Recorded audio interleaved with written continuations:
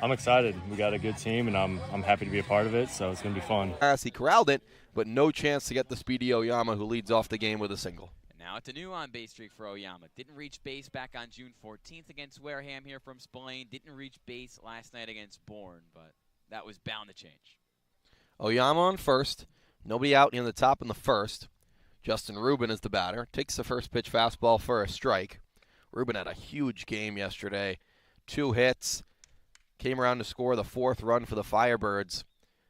He was on first base after one of his 2 hits and went first to third on a Jack Penny single right up the middle.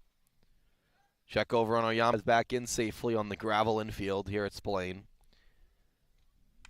Oyama 3 for 7 on stolen base attempts this year, tied for the league lead in caught stealing. Takes an extra step. The 0-1 to Rubin is inside and low. 1-1 to the righty. 2 years at Virginia. He'll be heading to Pepperdine in the fall. 5 for 9 over his last 2 games from the plate. Oyama with a huge lead. He doesn't go. The 1-1 smoked into the glove of the second baseman. Gonzalez throws back to first. Oyama is safe. Rubin with great contact. Gonzalez jumped up and snagged it with his glove. That's some revenge for Dorian Gonzalez. The last time a ball was put in play against him against Orleans, it didn't end well. In the bottom of the 9th of a walk-off win for the Birds, Johnny Olmstead flipped the ground ball past his glove and walked it off. But that's an unbelievable play, and he puts that mental mistake a few weeks ago behind him. Oyama still at first. Check over on him. He gets back in safely. Fenwick Trimble is the batter. Back in the 3 spot is Fenwick like he was earlier in the year. In his last 5 starts, he's had hits in each, making great contact as well. 1 out here in the top of the first. Fouls it away, does Trimble on the first offering from Bautista. A cloudy day here in Wareham. We saw a little rain around 3 o'clock on the way here. So far, we're okay, and hopefully lightning stays out of the area, unlike last time.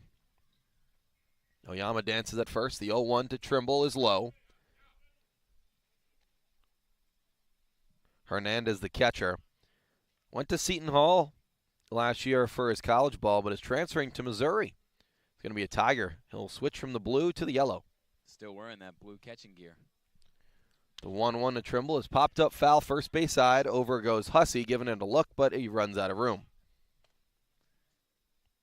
Hernandez is a really good defensive catcher. Led the Big East in throwing out runners this past season 14 times. So beware, be warned, running against Hernandez behind the dish. Also threw out 2 Firebirds in their first meeting earlier in the season. Another check over on Oyama. Close but no cigar. Count 1-2 against Trimble. With 1 out here in the top of the first of a scoreless game. Firebirds and Gatemen meet for the 3rd time this year out of 4 meetings. The 1-2 is fouled away by Trimble. Out of James Madison, the righty. He's got on base 7 games in a row. 9 for his last 23 and 4 runs driven in. He's just got such better plate discipline. He's extending at bats more often than he did at the start of the season. Oyama first. The 1-2 from Bautista to Trimble is low. Hernandez looked to bring it up. Didn't get the call from the home plate umpire, who tonight is David Martinez. At first base, it's Mike Rabideau. And at third, it's John Budka. 2-2 with 1 out. Oyama first after a leadoff single. The pitch is rocked into right field. This one's pretty deep. Back goes Harrell. He'll make the catch along the line for the out. 2 pieces of hard contact in the inning for the Firebirds, but both find gloves of the Gatemen fielders. It's still a productive inning, nonetheless, just to set the tone and have good at-bats, right? You don't have to strike first to win baseball games, but you need to have strong plate discipline and realize, who you're going against and how you're going to attack them. And Orleans has gotten a little unlucky, but you like what you've seen. Huge lead from Oyama. He's going to go on the first pitch to Hallback. It's a called ball. The throw is late. Oyama steals second base. Gonzalez just did his job to keep it out of center field. He dove to keep it in front of him. Oyama takes second on the stolen bag. Pitch was a ball to Hallback, and he's up 1-0 in the count. That was a great play from Hernandez. You couldn't have said it any better. If that ball gets into the outfield, Oyama's taken third with ease. Bautista pitching from the stretch. The 1-0 to Hallback is outside, gathered by Hernandez. Hallback trying to bounce back after a quiet night yesterday. 0 for 4 with 3 Ks. Hernandez and Bautista meet at the mound. It's so interesting because a lot of these guys, sometimes they don't have their best stuff, like Hallback yesterday, 0 for 3 with 3 Ks in his first at-bat, and even hit into a double play, but it was so big that he didn't go down swinging in that last at-bat because he drove in the insurance run. He did, and that wouldn't have been the case if it wasn't for some good heads-up base running from Justin Rubin, who was able to go from first to third on a couple of good sequences for Orleans. The 2-0 to Hallback is a fastball that's low, clocked in at 91 miles per hour. 3-0 to the man out of UCSD, the right-handed hitter. He's playing first base tonight. Made a really nice defensive play in the third inning of last night's game on a double play. The 3-0, he takes for a strike. Hallback, it was surprising to see him strike out 3 times last night because that's been one of his greatest strengths all summer, is putting the ball in play and knowing the zone very well. Bautista's a 3-1, low to Hallback, a walk. First walk of the day for Bautista. Now 2 runners on with 2 outs for the Firebirds, and they'll bring up Owen Carpellotti. That was one of the issues for Bautista over his first 2 starts of his summer, issuing 3 walks in both of his prior 2 starts. Hallback getting back to the plate discipline and the approach that served him so well to start the year. Oyama at second. Carpellotti swinging first pitch, base hit in the right field. Oyama turns third. He's coming to the plate. The throw from Harrell is not in time. Oyama slides in safely. An RBI single from Owen Carpellotti, and the Firebirds strike first in the first here in Wareham. That's how you set the tone. 2 outs, and look at the approach from both Matt Hallback and Owen Carpellotti. Hallback a 5-pitch walk, and then Owen Carpellotti, who has quietly turned it on over the last 5 games. 5th game in a row he's had a hit. He's starting to feel it. Hallback moved to third on the single as the throw came home. The batter is Drew Farreau, batting from the left side, the switch hitter, against the righty Bautista. His next pitch will be number 21. Carpellotti at first after the single. Runners on the corners with 2 outs. The 1-0 is fouled back by Farreau. Bautista struggling to throw strikes. 12 strikes to 9 balls to just over 20 pitches. Pitching from the stretch. Deals to Farreau, low and in. 2-1 the count. A 2-out rally by the Firebirds. Trimble made the second out on the fly out to right. The walk by Hallback, and then the first pitch swinging RBI single by Carpellotti. 2-1 to Farreau. Hit up the middle for a base hit. In comes Hallback with run number 2. Drew Farreau with an RBI single. Make it 2-0 Firebirds early here in the first. The grind of his summer ball season is not for everybody, but for 2 guys who didn't necessarily start this summer off particularly hot from the plate, and Owen Carpellotti and Drew Farreau, they find themselves batting in the middle of Orleans' order and just whacking frozen ropes into the outfield. 2 great at-bats. Here's a debut. Brennan Stallman swinging first pitch, grounded to first. Hussey takes it himself to the bag for the out. The Firebirds leave 2, but they also score 2 in the first. RBI singles ready, and Drew Farreau get them on the board as we go to the bottom of the first. 2-0 Birds here on the Birds Broadcast Network.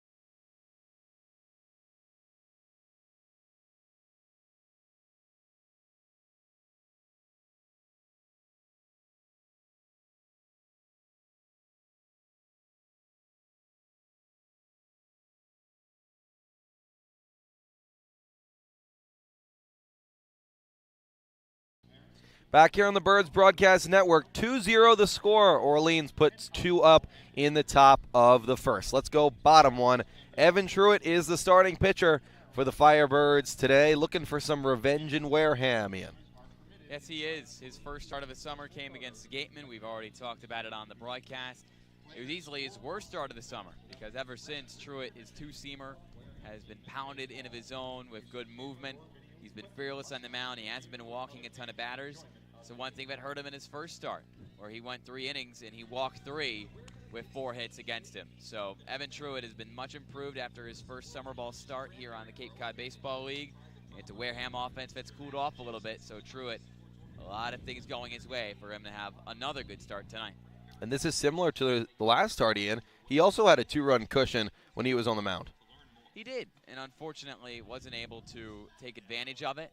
But Orleans was great in that first inning offensively, doing all its damage with 2 outs, getting a pair of run-scoring singles from Owen Carpalotti and Drew Farreau. Now Evan Truitt, whose last appearance came out of a bullpen, trying to get it done, returning to the starting rotation. Truitt on the mound against Nick McLean, the first batter out of Arizona State for Wareham. The first pitch from the righty is a fastball. McLean went around for strike 1. Defense for the Birds. Jay Casey in left, Eddie King Jr. in center, and Fenwick Trimble in right. From third to first, Stallman, Farreau, Oyama, and Hallback. Owen Carpalotti does the catching. 0-1, fastballs inside, clocked in at 92 miles per hour. Truitt sports a 3.29 ERA in 13 2/3 innings with 12 strikeouts as well. Shakes off Carpalotti, takes a deep breath on the mound. The 1-1 to McLean is fouled away. McLean's cooled off a bit over the last week for Wareham. 2 for his last 17 in his last 4 games with 6 strikeouts, sitting just under 120. A Sun Devil batting from the left side. Truitt deals. Cold strike 3 at the bottom of the zone. Truitt gets strikeout number 1 on out number 1 here in the first. McLean not a fan of a call. Truitt at 93 miles an hour. That's roughly where he peaks out at. Throwing it on the inner half of the plate. If he continues to get that call and he can place it there, it's going to be tough for Wareham. He'll face another lefty, Dorian Gonzalez, playing second base tonight. He's been on a cold streak of all cold streaks. Fouls away the first pitch from Truitt. Only a hit in 1 of his last 6 games. Gonzalez comes in at. Hitting 192 on the year, 57 at-bats for these Gatemen. The 0-1, fastball just outside from Truitt, ruled the ball. Did make a great defensive play, though, in the top of the inning. The 1-1, another pitch just outside. Carpalotti looked to bring it back. 2-1 the count to Gonzalez. 2-0 Firebirds after 2 RBI singles, one by Carpalotti, one by Farreau in the top of the frame. The 2-1 pitch, called strike. There it is. Again, another pitch on the inner half from Truitt. He's jamming up left-handed batters at the top of this order. 2-2 to Gonzalez, is pulled foul first base side. The lights are on early here in Wareham. A 6 o'clock start, as they do it here at Spillane Field. A pretty good crowd for the Gatemen tonight. 2-2 again is high and outside, runs the count full. You have 2 concession stands here as well, one in the press box and one all the way in left field. The bullpen for the Gatemen is actually past the left field fence. Full count for Truitt, popped up by Gonzalez into left. Casey has a beat on it and makes the catch. You know what I think is the most interesting part about this field? Where we're sitting? Well, yeah, that's kind of weird. I mean, all the Wareham players below us. We're above the Wareham dugout on the left side of the field. This is also a football field. Yes. There's a scoreboard in right center field. To the left of it is a goalpost, and then along the left field line there's another goalpost. Just didn't notice that the first time we were here. Truitt will face the righty, who takes a big swing and a miss. Grant Sherrod swings and miss at the first pitch. You have the goalpost, and the end zones is actually part of the baseball field. We'll get into that after the 0-1. Truitt kicks and deals. Fouled back, quickly 0-2. The end zones, the back line, the out-of-bounds line, is the out-of-bounds line here at Spillane. So if a ball goes past that, it's an extra base for the runner. And then the foul line is where the end zone starts. Huh. I can't imagine it being a football field. The 0-2 is on the ground. Stops and throws it over to Hallback for the out. 1-2-3 inning for Truitt here in the bottom of the first as we go to the top of the second. 2-0 Orleans.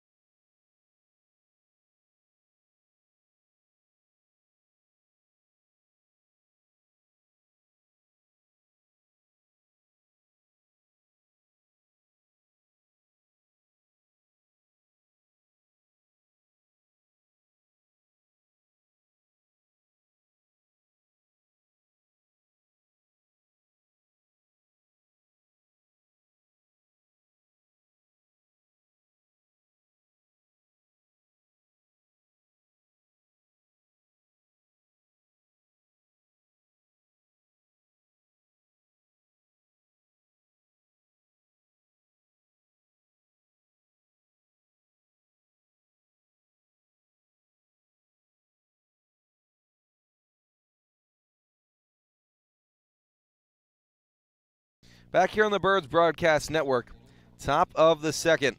Firebirds lead 2-0 over a Gatemen team that's lost 5 in a row. They bring up Eddie King Jr., who's in the 8th spot tonight for the Firebirds. Came in the 8th inning of the game last night against Bourne as a defensive replacement. He takes the ball outside from Bautista, who had a rough first inning. A few hits, one by Oyama, 2 RBI singles by Carpellotti and Farrow, 3 hits and a walk. 2 runs came across. King chopped to third. Jumping up for it is Brooks. Makes the throw over for the first out of the inning. Yeah, funny tonight. Both Orleans' third baseman, Brandon Stallman, and the third baseman for Wareham, and Brooks, making their Cape League debuts.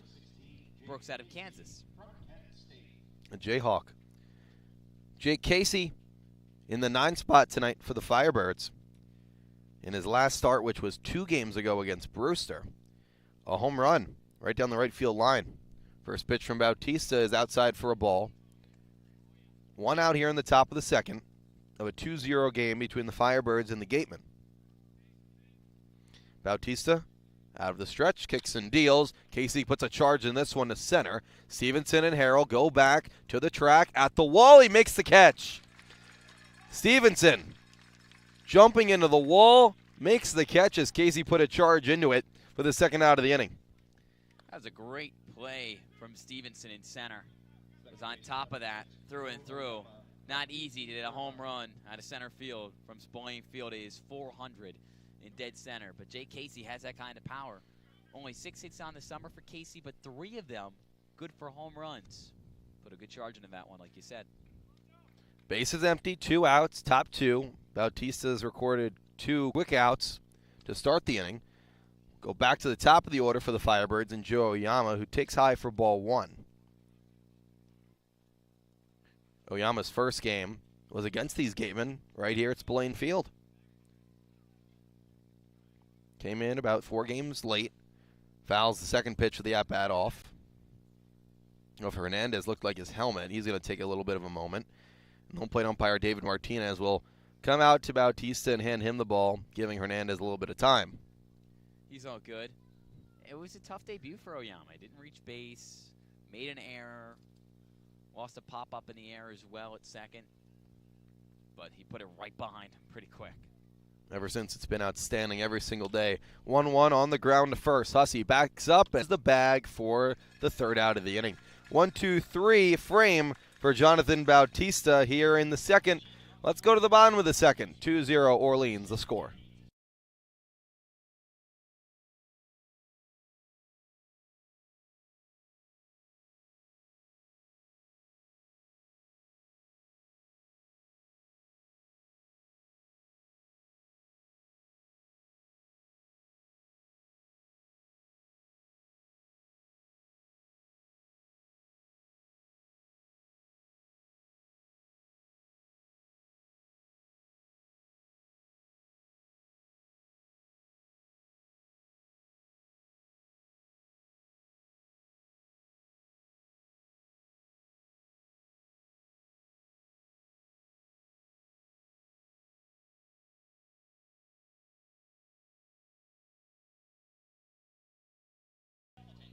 Back on the Birds Broadcast Network, we go bottom 2. Evan Truitt back to the mound after a really good first. 1-2-3 with a strikeout of Nick McLean to start the inning. He'll face Grant Hussey, Lawson Harrell, and Michael Brooks as the 4, 5, 6 hitters for Wareham in the second. The sun's starting to come out, and Truitt has looked really good.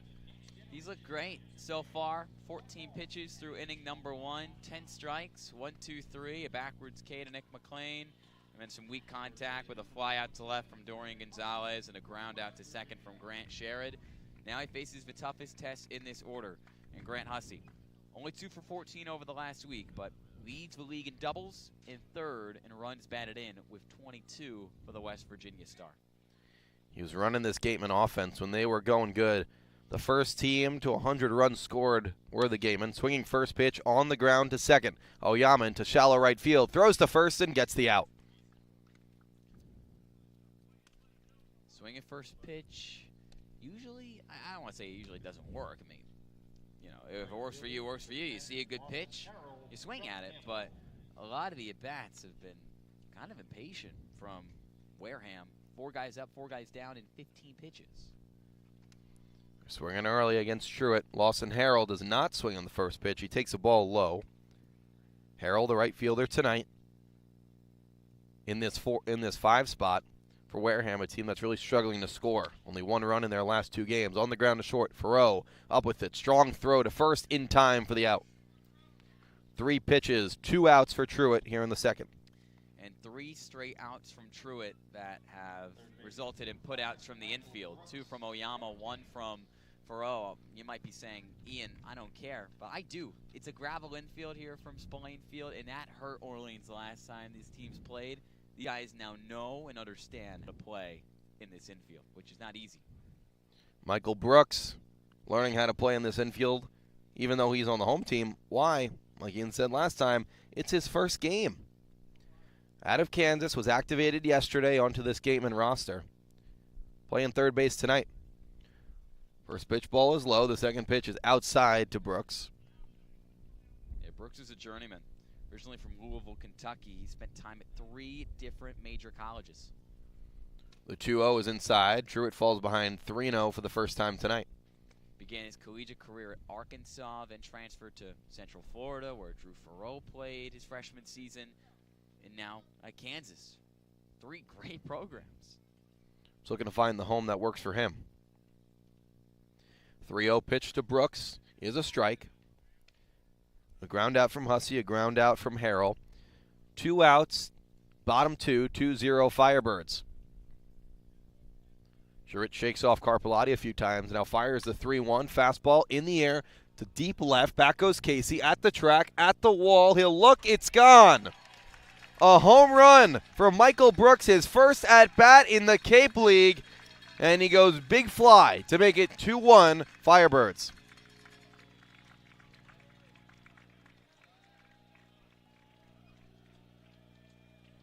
Talk about a breath of fresh air for the Wareham Gatemen. Michael Brooks certainly seems like he belongs here from Spillane Field, where it's not easy to take one deep. 330 in the corner, 400 in center. And Brooks, who had 8 home runs in the spring with Kansas. I mean, Casey read it well, but that one was gone, clanking off the lower levels of the bleachers in left field here from Spillane. Truitt gives up a 2-out home run, and now a hit to right field by Josh Stevenson. He swings first pitch. A hard hit ball that went off the glove of Oyama and into right. Will be ruled a single. So back-to-back hits. Brooks with the home run. A single by Stevenson with 2 outs for the Gatemen. When it rains, it pours. Evan Truitt trying to remain composed. But all of a sudden, this game's somewhat been flipped on its head, although Orleans still leads, and he has to realize that.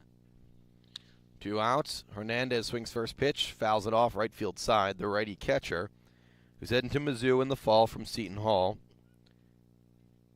Stevenson's off first. Score now 2-1. Firebirds still lead after a solo shot from Michael Brooks. Truitt kicks and deals. Hernandez fouls it away. Quickly 0-2 against the righty. The bottom of this order, all Mizzou Tigers for first-year coach Ryan Smythe. J.C. Cologne just finished up his sophomore season with Missouri, and Hernandez now joining him heading into his junior season. Runner on first, 2 outs. 0-2 against Hernandez. Truitt kicks and deals just outside, no chase.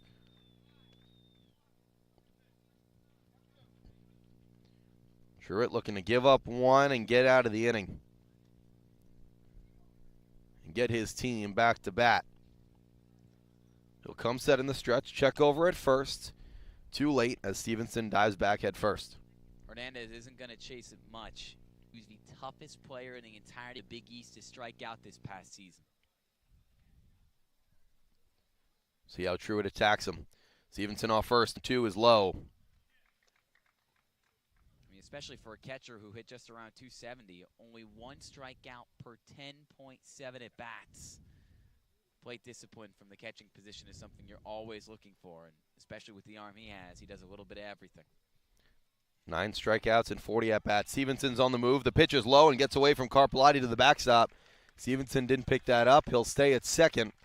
Count is run full. 3-2, 2 outs. Runner at second. And Hernandez at the plate.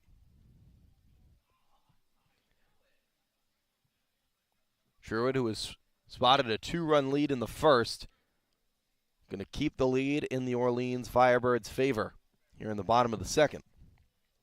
Stevenson in scoring position. 3-2, 2 outs, kicking and dealing. It goes low and away. Stevenson is going to go to third as a stop. Hernandez walks.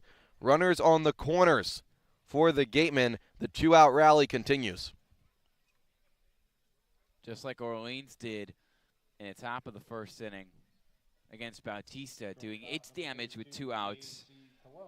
A lot of this damage has been done, all of it has been done with 2 outs from the Gatemen here in the bottom of the second. 2 quick ground outs. Looked like Truitt was just continuing the role against Grant Hussey and Lawson Harrell, but then the solo shot from Michael Brooks a few minutes ago to left field is kind of changed everything.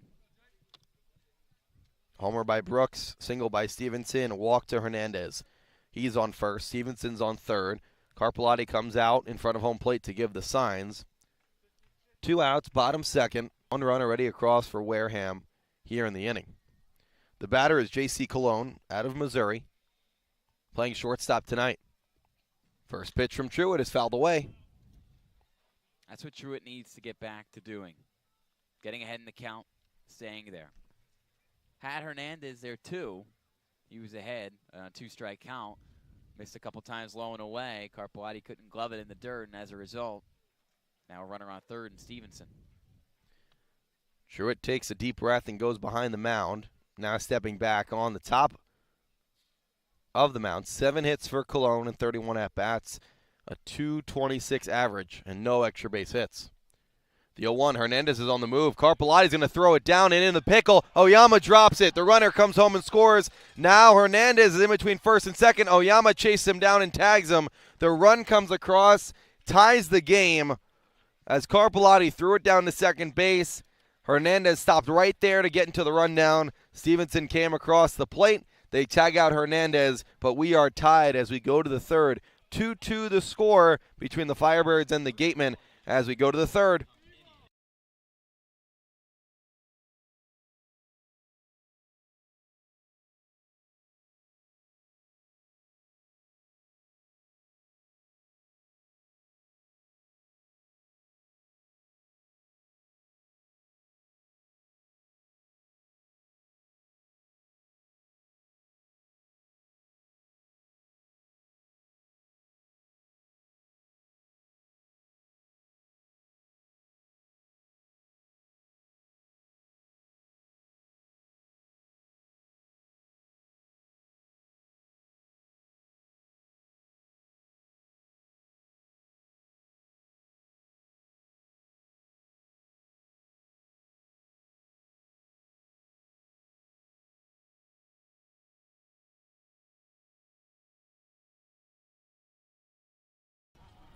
Welcome back to the Birds Broadcast Network. I'm Sammy Miller. The Firebirds are up 2-1 heading to the top of the third.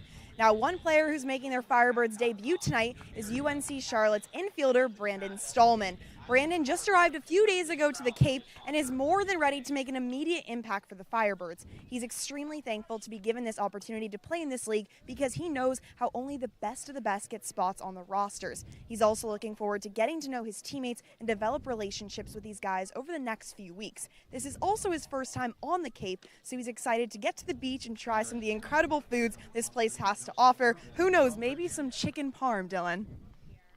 Sammy, you know I love my chicken parm. Even though she's on the sideline, Ruben pops up the second pitch of his at-bat into center field. Back goes Stevenson. He'll make the catch for the first out of the inning. And I don't mean to brag or boast, but I am, as I call it personally, a chicken parm expert. Why would I be offended by that?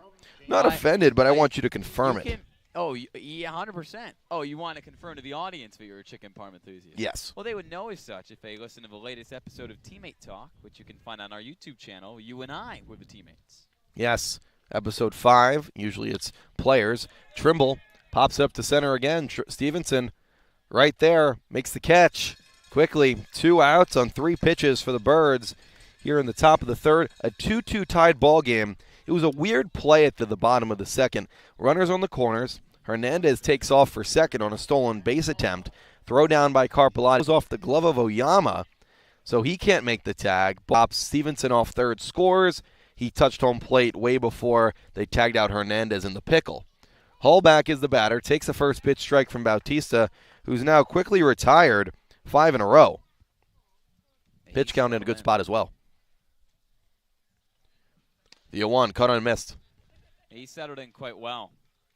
Just leaving stuff in good spots. His pitches have a lot of movement, both vertically and horizontally. Tough to track down. The 0-2 to Hallback is outside. I mean, just looking at the TrackMan data on his fastball, it's not only moving 15 inches vertically, but also 15 inches horizontally. You don't know where it's going to end up. 1-2, Hallback takes it high on a 92-mile-per-hour fastball. Walked in the first. Came around to score on the Drew Farrow RBI single. 2-2, 2 outs, 2-2 score. The pitch from Bautista, called strike 3 on Hallback. Bautista has retired 7 straight Firebirds as we go to the bottom of the third. 2-2 the score between the Gatemen and the Firebirds.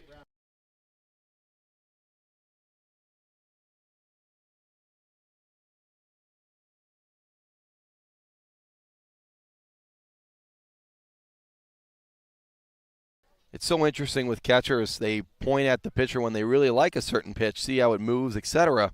It was a changeup at 79 miles per hour. Went for a ball. Hallback keeps it in front of him on a line drive to him and touches first base. A stinger to Matt Hallback. 1 hop. Kept it in front of him. Tags the bag for the second out of the inning. Not an easy play to make for Matt Hallback. I know he's made 3 on the summer, so the fielding percentage might not be fantastic, but the eye test defensively would show you that he makes some very difficult plays. Last night turned a double play. Dorian Gonzalez takes the ball outside. That ball came off the bat of Nick McLean at 95 miles per hour, and Hallback, who's playing maybe 100 feet away from him, somehow kept it in front and got the out. Quickly 2-0 against Gonzalez. 2 outs quickly again for the Gatemen. Just like in the second, Truitt looking for the third out. Takes a deep breath. Kicks and deals the 2-0 to Gonzalez, who swings through the fastball. The toughest out to get in any inning is that third out, and now it's the second time Truitt's gone through this order. Gonzalez flew out in the first. 2-1, another high fastball that he swings through. You know, Truitt, not, I wouldn't say similar to Sean Matson, but neither guy throws the fastball particularly hard, but throws it really well. The 2-2, another fastball almost ends up in our booth here in foul territory and caught by a fan along the left field line. Great snap. The glove was ready in the left hand in the upper row of the bleachers. That's why we play the game. So we say 2-2 the count with 2 outs, bases empty.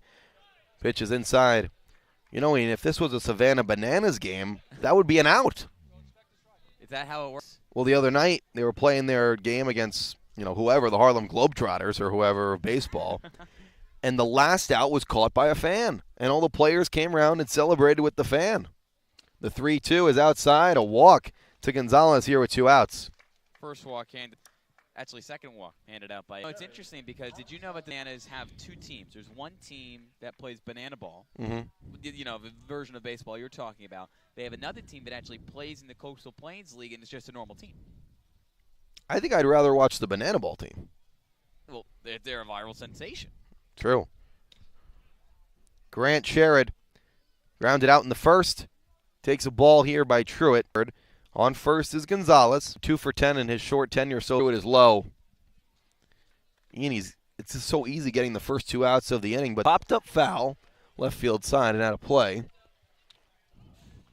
And into the stands. This time, not caught. Your fielding percentage can't be 1,000. If it were, they'd be out there on the field. They wouldn't be watching the game. That's right. The Firebirds bullpen is on the right field line. They have to sit on the foul side of the foul line, foul pole, I should say. 2-1 is fouled back, so they can watch the game because the sponsorship banners block their view when they're warming up. It's so odd. It's such a funny visual, to be perfectly honest, just to see them all bunched up in the corner of the field. They have a bench, maybe 1 or 2 benches, but that's all. The 2-2 pitch to Carpellani is put in the air, fair, up the middle. Gonzalez calls for it in shallow right field and makes the catch. It almost looks like they've all been sent to detention. Like they're serving a timeout. They talked back to the teacher. They scribbled on their tests. But you know what? It's such a tight-knit group. These guys have bonded together really well, been through the ups and downs, and it's a great pitching staff. Yeah, I was about to say the only punishment they would be given. First pitch to Furrow is rocked into center field. Back goes Stevenson to the track at the wall. He looks, he makes the catch, and crashes into the wall. What a play by Josh Stevenson.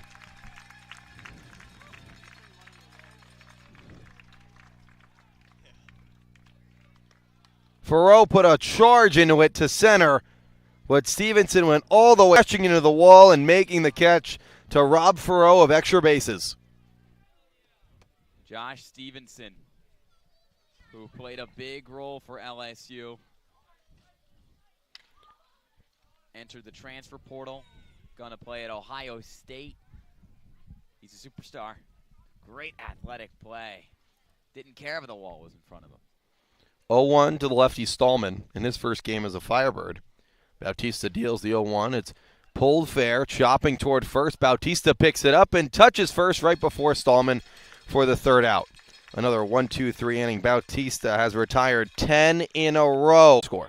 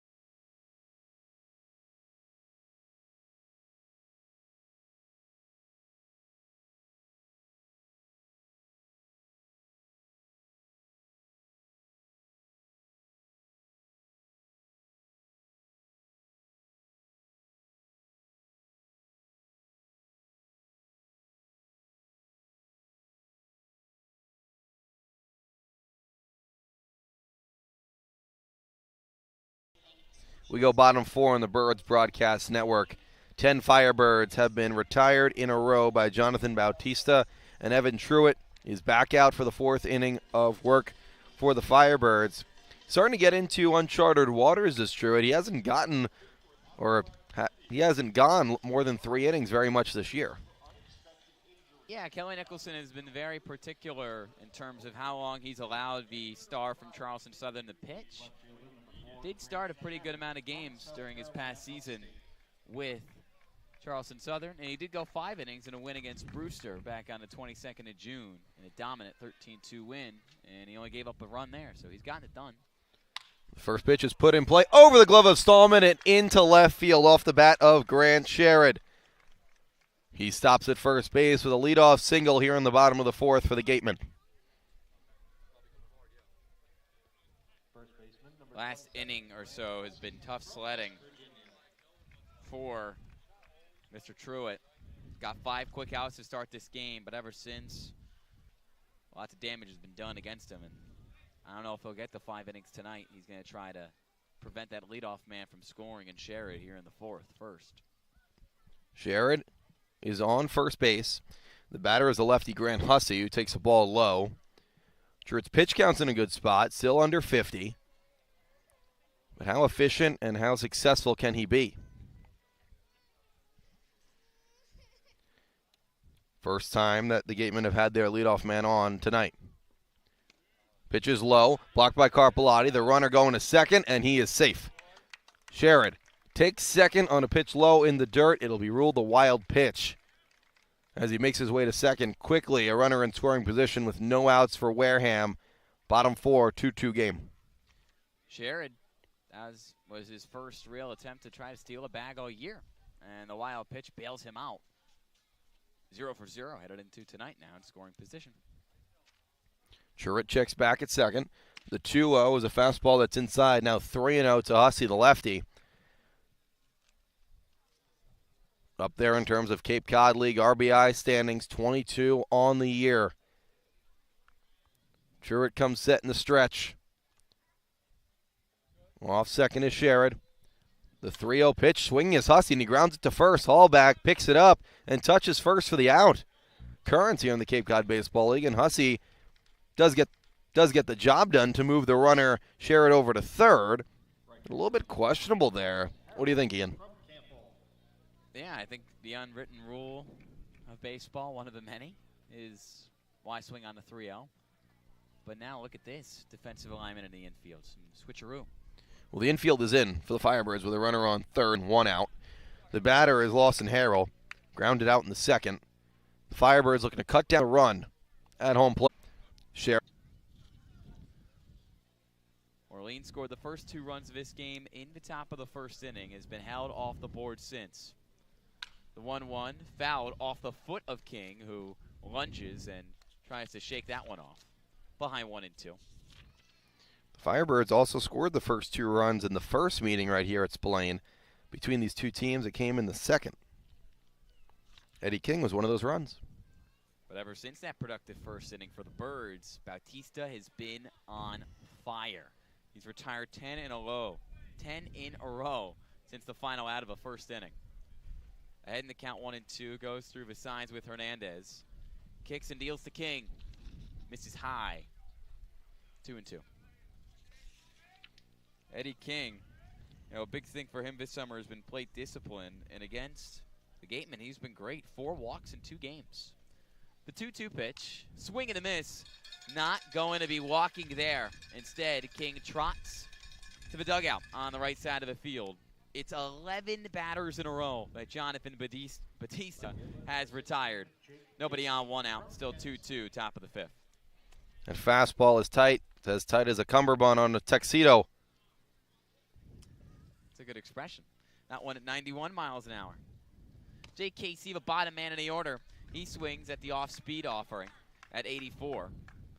And Casey goes behind 0-1. The left-handed rising junior from Kent State to face the right-handed Bautista, who deals. Casey lays off and evens it 1-1. He flew out to center his first time up. Bases empty, 1 out. Tied at 2, top 5. Here's the pitch. Casey, another swing and a foul ball. He falls behind 1-2. Bautista looks like a different pitcher from that first inning. He's getting ahead in counts, and he's using his fastball to do so. Still holds up the glove. Waiting for the sign from Hernandez. Gets it, deals the 1-2, gets the whiff. Not the fastball there. An 85-mile-an-hour pitch, low of the zone, and Casey goes down on 4 pitches, and it's back-to-back strikeouts for Bautista in the top of the 5th in 12 Firebirds in a row, but have had no answer for the sophomore out of Pittsburgh, currently in the transfer portal. Back to the top of the order with Joe Oyama. 1 for 2 tonight with a single in the first inning. the lefty to face the righty Bautista. Here's the pitch. Fouled high over the backstop. 0-1. A cloudy 79-degree night. Wind blowing all over the place from Spillane Field, a place Orleans hasn't been in over a month and lost back on June 14, 5-2. Oyama takes a ball, evens the count 1-1. Bautista misses up and in. There's so much hype about Bautista, even though his results at Pitt weren't great. He has a fastball at 92-93 and then a gyro slider that moves all over the place. The 1-1 pitch misses in. Goes to the slider that time around and misses. 2 balls and a strike. He's been excellent tonight at 60 pitches now, 36 of them for strikes after giving up 2 runs in the first inning. The 2-1, a shot to right and foul. 2 balls and 2 strikes for Oyama, who has been one of the best players in the Cape Cod Baseball League this season, bar none. 3rd in the league in average headed into tonight. 1st in triples with 5. 4th in on-base plus slugging. It's under 950. On the 2-2 pitch, Oyama takes for ball 3, missing near his chest. Full count. A really good at bat from Oyama, looking to throw Bautista off his game. Maybe a 2-out rally for the Firebirds. The full count pitch. Chopped towards first and foul, gloved by first base coach Joey Cooper, who launches it into the glove of Bautista. He doesn't need a glove. No, he does not. Former player of the Northwoods League, Joey Cooper is. He knows how to get it done.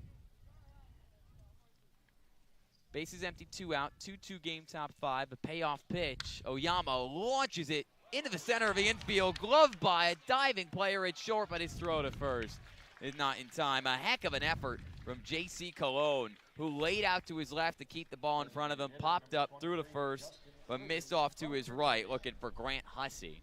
So Oyama reaches on an infield single with 2 outs, his 2nd hit of the night. Tonight, both have actually gone into the glove of J.C. Colon. One to the hole between 3rd and short, and that one right up the middle. Colon just has a chance to get the speedy Oyama. Oyama off first. And Justin Rubin at the plate. First pitch swinging. This one into the glove of Colon. Again in the flip to second to get the force of Oyama. J.C. Colon playing his natural position of shortstop for the first time in this Cape Cod Baseball League season, and the results are good, just like they have been for Jonathan Bautista tonight. 5 innings of 2-run ball for Wareham starter, and it stays tied at 2 as we go to the bottom of the 5th on the Birds Broadcast Network.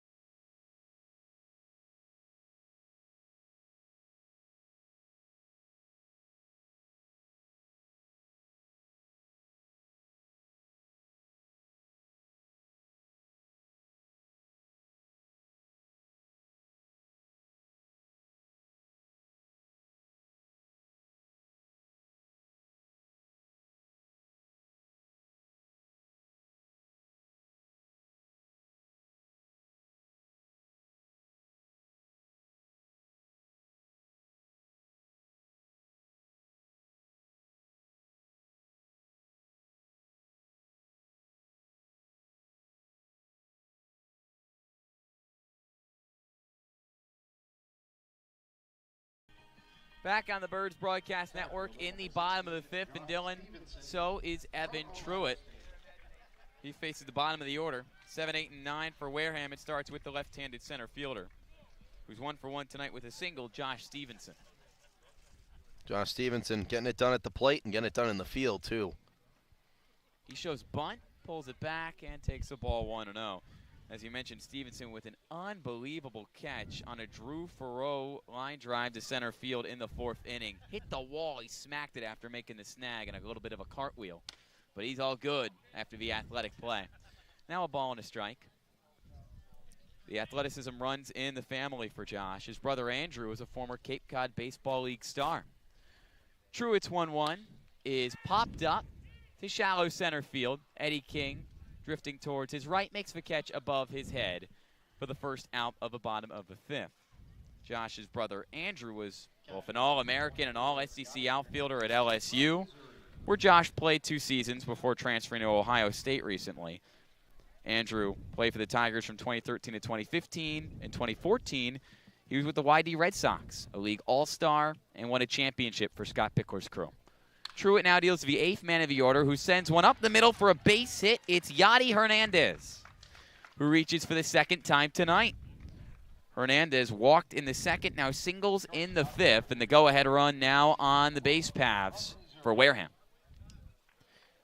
Strong swing by Hernandez, goes right back up the middle, keeping it simple. Truitt's pitch count's in a good spot, but at what time do you pull this string? I know they haven't allowed Truitt to go very long so far this year. 56 pitches for Truitt, 36 of them for strikes. He faces the bottom mighty, takes the ball as Truitt misses low and away, 1-0. 4 pitches for both teams tonight. 4 hits for both teams tonight. 66 pitches for Truitt through 4 innings of work. He's been grinding tonight. 1 on, 1 out. The 1-0, a bunt laid down the left field line. It goes foul. Now 1-1. I truly would love to know what they go by here on the foul line. Well, it's the grass meeting with the gravel, and the foul line is the grass because they don't paint it here at all. Well, it's weird because it is painted in some parts of the field. They paint it on the gravel, but once it gets to the grass, they just kind of give up. They just assume. I don't know how they do it. Spillane Field. It's been the home of the Gatemen since the 1960s, and it's been like this since the 1960s. A ball and a strike to Cologne, but before that, Truitt tries to pick off Yadi Hernandez, who slides in head first safe to the first base bag, being held on by Matt Hallback. Cologne 0 for 1 tonight. He flew out to center in the 3rd. Truitt's 1-1, showing bunt again, but pulling it away for ball 2. Cologne gets ahead.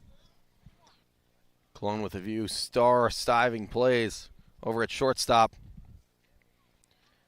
Looking to get the bat going. It has been his fall so far this year. Hitting right around 200 for Wareham. Swings at the 2-1. Now it's 2-2 as he sends it to the backstop. You mentioned all the great plays he's made it short. Well, he'd been playing primarily 3rd base so far this year for the Gatemen and made 5 errors there, so it was a bit of an up and down at the hot corner. But now playing shortstop tonight, which is his natural position, a position he's played since he was 3 years old, and he looks really good there.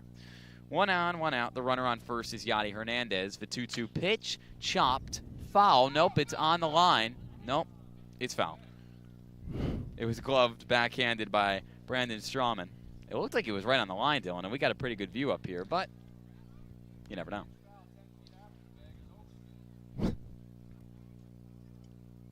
I think Wareham and 3rd base coach Mike Mobbs might agree. 1 on, 1 out. Good for the Firebirds, of course. Oh, big for the Firebirds. Wareham, not a fan of that call. And home plate umpire David Martinez, not a fan of the words being exchanged from the Wareham dugout to him behind the dish after that call. Again, it was a ground ball down the left field line from J.C. Cologne. David Martinez still having words with the Wareham dugout on the near side of the field. And breaking the action here after that controversial call. Again, it was a ground ball that chopped what looked like right on the left field line. Brandon Strawman backhanded it, and it was ruled foul. Cologne this time sends it to right center field, and undoubtedly that is a hit in front of Fenwick Trimble. Sliding in safe to second is Yadi Hernandez, and moving into first is J.C. Cologne. It's back-to-back hits for the Gatemen, 5 on the night, midway through the 5th inning. And I have a decision to make if you're the Firebirds. You have a bullpen that was used pretty heavily last night. 6 guys came out of the pen. Sure, it seems to be the guy he's staying in. He has 1 out on the inning, which came on the Stevenson flyout. But now you make your way to the top of the order. Might need to make a change for the pitching. Kelly Nicholson calls for the bullpen, calls for a lefty out of the bullpen with the switch-hitting Nick McClain due up in the top of the order. Whoever comes out is going to have to come into a tougher situation. 2 runners on for the Gatemen. 1 out in the bottom of the 5th inning in a tied game at 2 apiece. You'll find out who the new pitcher is when we come back in just a few on the Birds Broadcast Network.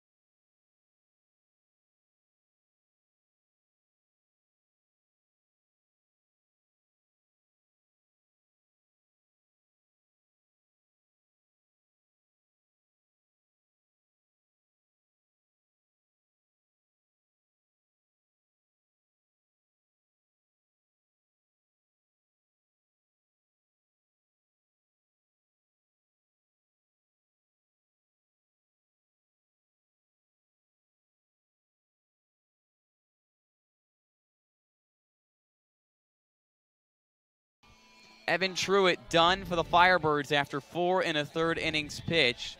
He leaves, recording 1 out here in the bottom of the 5th and allowing both Yadi Hernandez and J.C. Colon, with 2 men at the bottom of the order for Wareham, to reach on singles. Tied at 2, but the go-ahead run on second and Dylan. Kelly Nicholson calls upon a lefty and Connor Eaton to try to get out of the jam.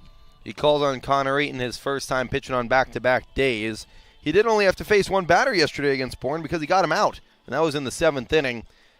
Won the lefty-lefty battle, got a ground out against Bourne last night, and the next 3 batters, or at least 2 of the 3, face off and work in his favor in terms of matchups. So the 6'3", 210-pound lefty who just finished up his redshirt freshman season at George Mason faces the switch-hitting Nick McLean, who batted left against the right-handed Evan Truitt his first 2 times up and was 0 for 2. Went down looking in the first and grounded out to first in the 3rd inning. His teammates in the dugout saying he's due. He's 2 for his last 19. Nick McLean trying to right the ship, but a foul tip lands into the glove of Owen Carpelati, and he goes behind 0-1. Runner on second is Yadi Hernandez. Runner on first is J.C. Colon. Both of them Mizzou Tigers, and both of them who singled off of Evan Truitt, who's out of a ball game, and now it's Connor Eaton's show. No balls and a strike. McLean swings and misses and quickly goes behind 0-2. McLean has not looked like himself tonight. That ball might have been 1 or 2 feet out of the zone, and he went fishing for it. Eaton's nasty when he's got his stuff going. When he can control it and throw it in the zone, his slider against righties can be a weapon. Let's see if he goes to it here. 2 on, 1 out. No balls, 2 strikes. He deals. Ground ball towards Drew Farrow at short. Throws to second for 1. Oyama holds on to it there. They'll take the force out of J.C. Colon. Moving over to third is Yadi Hernandez, and taking his spot on first after the fielder's choice is Nick McLean. So runners on the corners, 2 out. The game still tied at 2, but the go-ahead run now 90 feet away from scoring, and now Dorian Gonzalez comes up to the plate. Good result. Eaton gets the ground ball as he went to the fastball there high in the zone against McLean, who with a 2-strike count gets the ball in play. Keep in mind, big backstop here at Spillane just in case the ball gets away. First pitch to Dorian Gonzalez in this lefty-on-lefty battle. Misses high, 1-0. Gonzalez 0 for 1 tonight, flew out in the first, walked in the 3rd. Hernandez on third, on first McLean. And that's where Eaton throws it towards as he tries to pick him off. A soft toss, and McLean still standing. He's got good speed, Dylan? He's got good speed when he's healthy. He was hurt. He had a shoulder injury earlier this year, but came back for the second half of the year. The 1-0 pitch. Scops in the dirt and stopped by Owen Carpellotti. A big defensive play from the Georgetown catcher to bail out Eaton and keep Hernandez at third base. 2 balls, no strikes. Hernandez might be a catcher, but he's got a good speed, and he can take home on a wild pitch easily. Carpellotti slid to his left, kept the ball in front of him. It went off his left shoulder and landed right in front so he could keep Hernandez at third. A big play by the catcher. But McClain's moved to second. So second and third, 2 out, 2 balls, no strikes, and a foul ball to the backstop. 2-1. Gonzalez still ahead. Just finished up his senior season at Miami. Native, 5'9", 185 pounds from the left side, facing the lefty Connor Eaton, and out away from getting out of a jam. Second and third. 2 balls and a strike. And there's strike 2. Gonzalez looks at it. The count's even. Eaton's fastball looks really good tonight, and he looks like he's controlling it. Can he go to the high fastball here against Gonzalez to get the swing and miss? It worked against him against Truitt. 2 balls, 2 strikes. He deals. Fouled away. Gonzalez without a hit in his last 3 games. Trying to come up in a big spot for Wareham. Gatemen tied this game at 2 in the bottom of the second off Evan Truitt. Trying to take their first lead. The Gatemen on a 5-game slide with losses in 10 of their last 12 games. Another 2-2 on the way. And another foul ball out of the park. With runners on second and third and 2 out. In a tied game at 2 apiece in the bottom of the 5th inning. Yadi Hernandez on third. He singled. Nick McClain on second. He reached on a fielder's choice and moved to second on a wild pitch from the new pitcher in the game, Connor Eaton. The 2-2 is launched to left center field and down for a hit. Yadi Hernandez scores. McClain gets the call. Throw on the way. It's short of home plate, and the Gatemen lead 4-2. A 2-run single for Dorian Gonzalez, who breaks his slide and puts Wareham in front. A frustrating result for Eaton after quickly getting 2 strikes on Gonzalez, but he couldn't pinpoint the slider or the fastball where he wanted to. Gonzalez got it over the plate and took it right to center field. The Gatemen now lead. Gonzalez with his 6th and 7th runs batted in of the summer in his 21st game with the Gatemen. No balls and a strike after the foul ball from Grant Sherrod. The righty faces the lefty Eaton. One of those runs will be charged against Evan Truitt, the other to be charged against Connor Eaton as Nick McClain got on a fielder's choice against Eaton. 0-2, Sherrod quickly goes behind in the count after a pair of foul balls, drift to the backstop.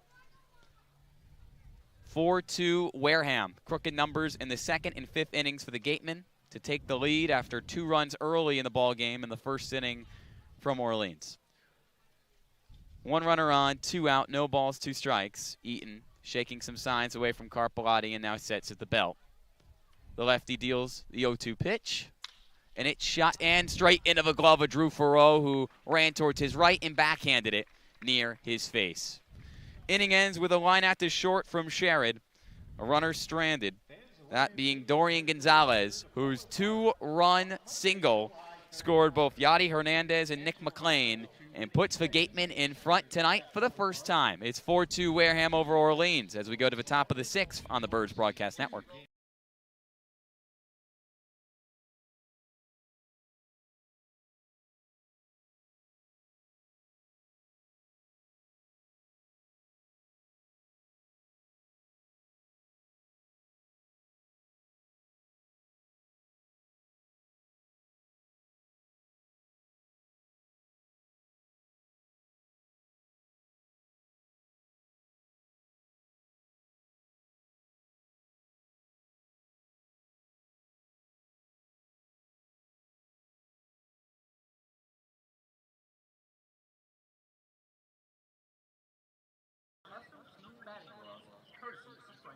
Welcome back to the Birds Broadcast Network. I'm Sammy Miller. Wareham is currently up 4-2, heading to the top of the 6th. Now, communication may not be perfect in every single game, but it's all about making adjustments to better that communication and make sure everyone is on the same page. This is exactly what's happening right now. In the dugout, it was Evan Truitt and now Connor Eaton. They're talking to Owen Carpellotti to make sure that they have better talk, as well as the infielders have been going over schemes and certain scenarios to ensure that they're working as one cohesive unit. This strong talk is going to be essential if they want to keep this winning streak alive tonight. Guys, back to you. Thanks, Sammy. Orleans trying to dial up the perfect game plan, now down 2 runs in the top of the 6th inning. Ian Nicholas, Dylan Pescatore on the call. Still on the mound, Jonathan Bautista. The righty deals a first pitch ball to a right-handed Fenwick Trimble. 3, 4, and 5 due up for the Firebirds. It starts for the rising junior from James Madison. 0 for 2 tonight with a pair of flyouts. Bautista's 1-0. Misses up and in with the fastball. Now 2-0. 2 runs scored in the bottom of the 5th for Wareham off a 2-run single from Dorian Gonzalez, which scored both Yadi Hernandez and Nick McClain. Wareham has scored in bunches tonight. The 2-0 pitch at the knees of Trimble. He doesn't bite, and he quickly gets ahead 3-0. This is what the Firebirds need. They need a base runner. They got to put some pressure on Bautista, who's looked really good after that first inning. Bautista just under 70 pitches. Pitch number 69, in for a strike. Trimble thought he was walking. Probably should be, but the zone gets bigger on 3-0, and a pitch that almost knocked his jersey. It's called a strike. So he steps back in, still ahead 3-1. Here's the pitch, and a foul tip. Trimble's got to be frustrated, but still ahead in the count, which is now full. Leads off in the top of the 6th for Orleans, now down 4-2. Gatemen with their first lead tonight. Trimble, 7 games in a row. He's reached base safely, 9 for his last 23, but he swings and misses on the full count pitch. And Jonathan Bautista continues to dominate. 16th out of the night for Bautista. Dylan, what's changed for him after giving up 2 runs in that first inning? He's spotting the fastball in the zone. When he's been struggling, it's been falling behind in counts, and he can't throw the fastball where he wants to. But now he is, and he's having a lot of success. Matt Holback 0 for 1 tonight. The right-handed California native struck out looking in the 3rd, but walked in the 1st. Righty on righty with the bases clear and 1 out. Bautista's 1-0. Misses low and away. Now 2-0 to Holback. That's what really is frustrating about baseball sometimes. The 3-0 zone that at times can get bigger according to which umpire. And Fenwick goes from 3-0, probably should have been walking, to striking out. Well, now Holback is walking to first because he was hit by the pitch. This is nothing new for Matt Holback. He's been plunked by now 5 pitches on the year. He was already top 10 in the league in that stat headed into this evening. Not necessarily a stat you might want, but Holback reaches for the 2nd time tonight with 1 on and now 1 out. You take whatever you can get against a guy who's dominating, and Bautista brings up the tying run to the plate. That being Owen Carpellotti, who drove in the first run of this game on a single in the 1st inning. But before Big O faces Jonathan Bautista, Yadi Hernandez heads out to the mound, and so does first-year manager for Wareham, Ryan Smythe. It looks like Bautista's not. Smythe in his first year with the Wareham Gatemen, still out there on the mound with Bautista. Spent the past half a decade with the Brewster Whitecaps. Appearances on not been very good, giving up 2 or more runs in the last 3 appearances. He's had 7.29 ERA in 12 innings for the Gatemen. He faces Owen Carpellotti in a lefty-on-lefty test, and the catcher from Georgetown takes the ball on the inner half of the plate. 1-0. So interesting, because in the first 2 episodes, Schaefer went 5 innings, no runs, only 3 hits and 6 strikeouts. But ever since, it's been a struggle. On the 1-0, he misses low, struggling to find the zone early on against Carpellotti. 2 balls, no strikes. In the last 7 1/3 innings, 5 walks, along with 10 runs given up. The 2-0 lands for a strike on the upper half of the plate. Now 2-1, trying to settle it in and get back to the pitcher Schaefer was, to start the season. From Cape Coral, Florida. Looks over at Hallback at first, deals for 2. It's now 2-2. Runner on first is Matt Hallback. He reached on a hit by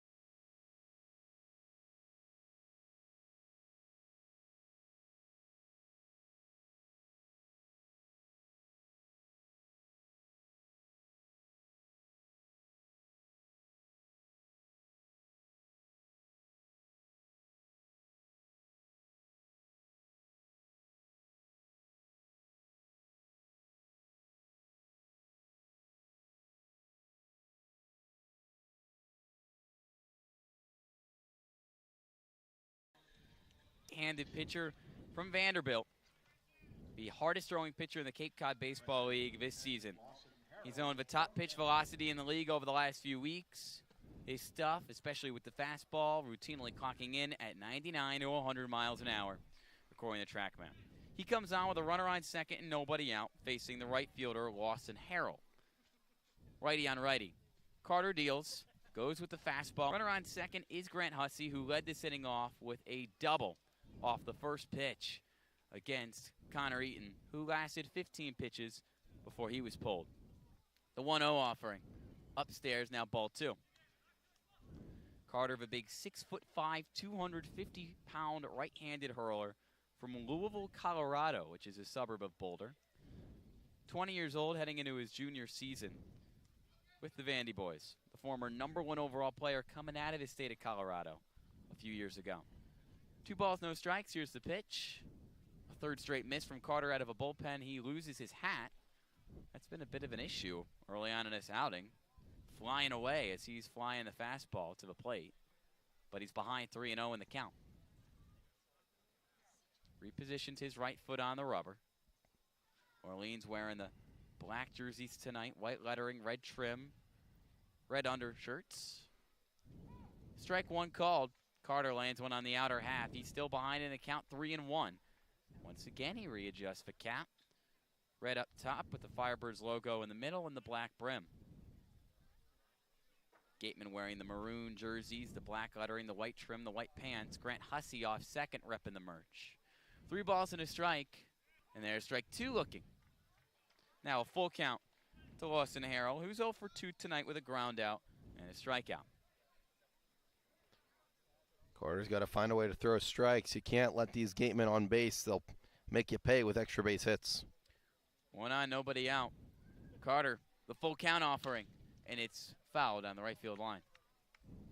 We'll do it again. Carter has been reliable out of a bullpen this summer for Orleans. He's only pitched in 5 innings, but in those 5 innings, he hasn't given up an earned run. Allowed 2 hits with a strikeout, 6 strikeouts rather, to 3 walks.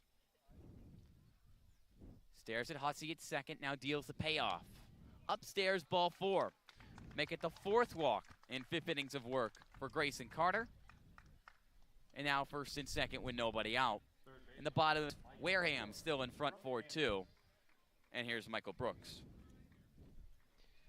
The Firebirds really need to stop the damage here. Already down 4-2, now 2 on with nobody out. They need outs, and they need them quickly. 2 on, and like you said, nobody out. Michael Brooks shows bunt, pops it foul into the glove of Owen Carpellotti. Brooks stunned as his bunt attempt pops up into the air, not too far, and Carpellotti lunges and makes the snag with his outstretched left-handed glove. And that's quickly 1 away. That was awesome. Carpellotti with quick reflexes. Snaps it out of midair. That's a big out for the Firebirds. One pitch against Brooks, who already has the home run tonight. That could be big. Carter needed the out. 2 on, now 1 away as he faces the left-handed Josh Stevenson. Carter deals, throws the fastball, gets the whiff, 0-1. Runner on second is Grant Hussey, one of the most powerful hitters in the Cape Cod Baseball League out of West Virginia. He doubled off Connor Eaton to knock him out of a ball game, and then the first batter that Grayson Carter faced, walked, and Lawson Harrell. No balls and a strike. A miss from Carter, now 1-1. He once again loses the hat. Got to get him a tighter fit. Tighter fit. We'll stick him on the hair. Stick him? I don't know. On the hair? There's got to be a solution. What, are you going to stick the hair to the hat? Well, he needs to right now. Then where's the hair go when you take the hat off? Don't ask. The 1-1 on the ground towards Hallback at first. He throws his second for one. Farrow spins and holds on to it. There's 1 out at second. A force out of Lawson Harrell, and Ryan Smythe doesn't like the call. Ryan Smythe is angry. He's on the third base line, and he wants a word with infield umpire Mike Rabideau. He thought Farrow came off the bag when he caught the ball. He spun, he touched second with his foot, but he thought the throw to second was a little bit late. It was a throw from Matt Hallback at first base, and as it stands right now, it's runners on the corners and now 2 away as Wareham manager Ryan Smythe gets an extra word in with the officiating crew. Drew Farrow is pulled off the left side of second base towards the outfield from the throw from Matt Hallback, but it appeared he kept his right foot on the bag. So forced out Harrell, reaching on a fielder's choice, Stevenson, and now at third, Hussey. So runners on the corners, 2 away, 4-2, Orleans still down in the bottom of the 6th inning, and now it's Yadi Hernandez for a righty-on-righty battle. Carter fires away and misses well upstairs with the fastball, 1-0.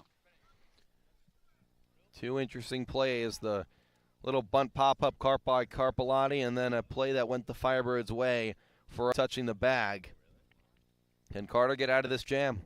He deals and gets the whiff, and the bat flies out of the hands of Hernandez. He needs Stickum. That's the player who needs Stickum. He instantly motions to the dugout and says, give me a little bit of help, whatever you want to call it, to make sure that he can get a firm grip on the bat.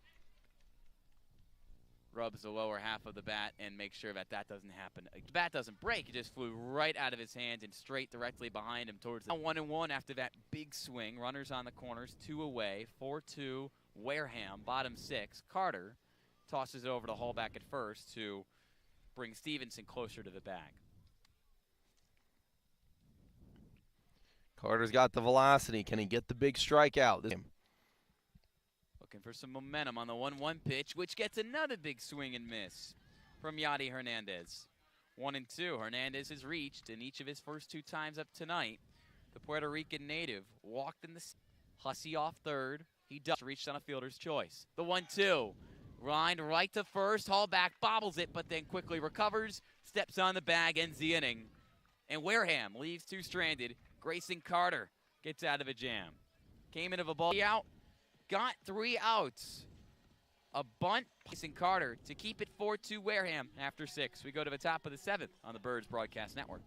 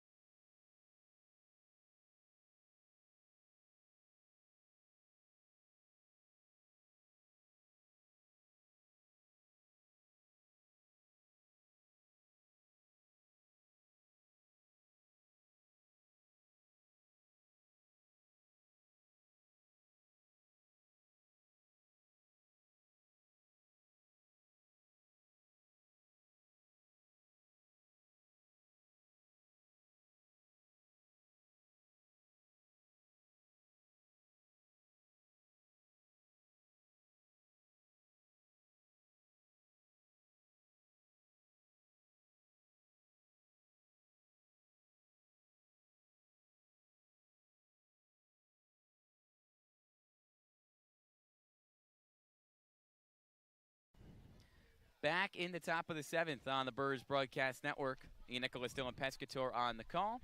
Wareham leads 4-2. Trying on the mound for his first full inning of work. He faces 8-9-1. It starts with the Louisville outfielder Eddie King Jr., who takes a ball that misses outside 1-0. The Illinois native 0 for 2 tonight. Grounded out in the 2nd, struck out in the 5th. But gets ahead 2-0 is Schaefer.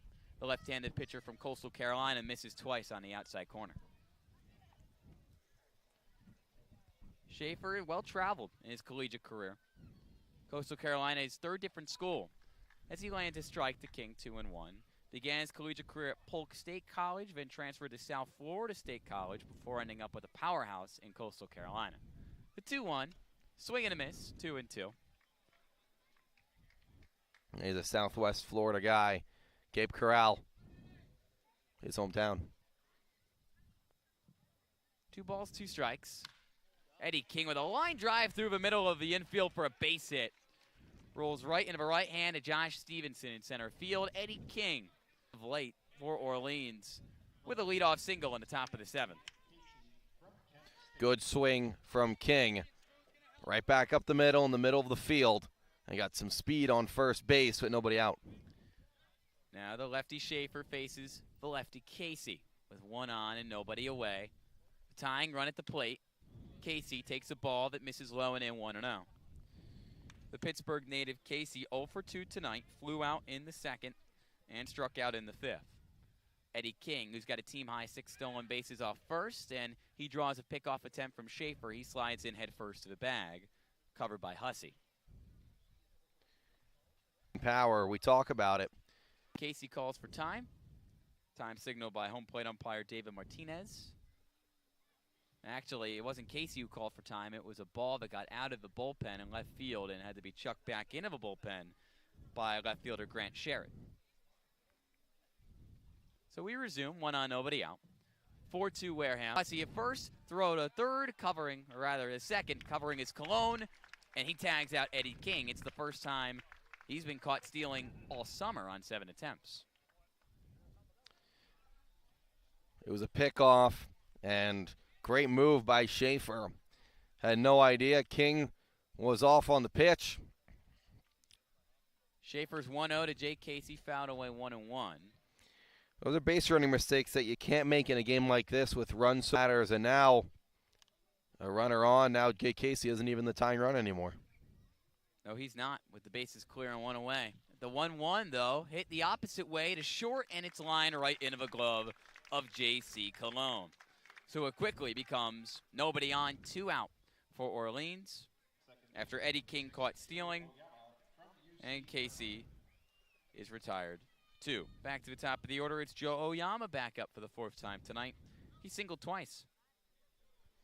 Base running has been a phase of the game that the Firebirds haven't been excellent at. Came into the night 25 for just under 70% fewest stolen bases in the league.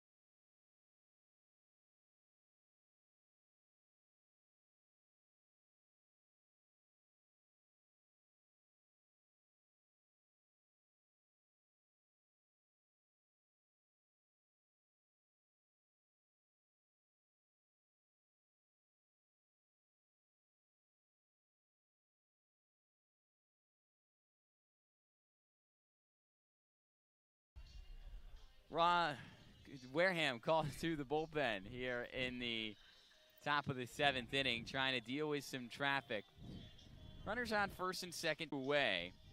Joe Oyama with a double, Justin Rubin with a walk. New pitcher in the game is the 6'3", 190-pound righty from Arkansas, Jake. Team number 6. This will be number 7. 7 2/3 innings, 10 strikeouts, 6 walks, 6 hits with a 3.52 ERA. He's been one of the more reliable guys out of The Kentucky product didn't pitch a whole lot in his last year collegiately with Arkansas, just 2/3 of an inning. In fact, over 2 years with Arkansas, he's pitched 1 inning. But he's gotten an opportunity to show what he has here in the Cape. Wearing the goggles with the chain out is Faraday. He deals his first pitch to Fenwick Trimble, the third man of the order. Righty on righty. Trimble ahead 1-0 with 2 on and 2 out. Orleans down 4-2, top of the 7th, with a tying run on first base, represented by Justin Rubin.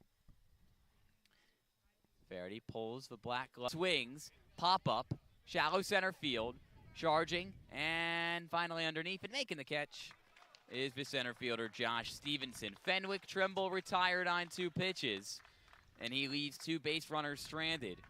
It stays 4-2 Gatemen. 2 big pitches from Jake Faraday out of a bullpen, and the Gatemen all smiles as they head back to the dugout with the lead in hand. Trying to add to that lead when we come back in the bottom of the 7th on the Birds Broadcast Network.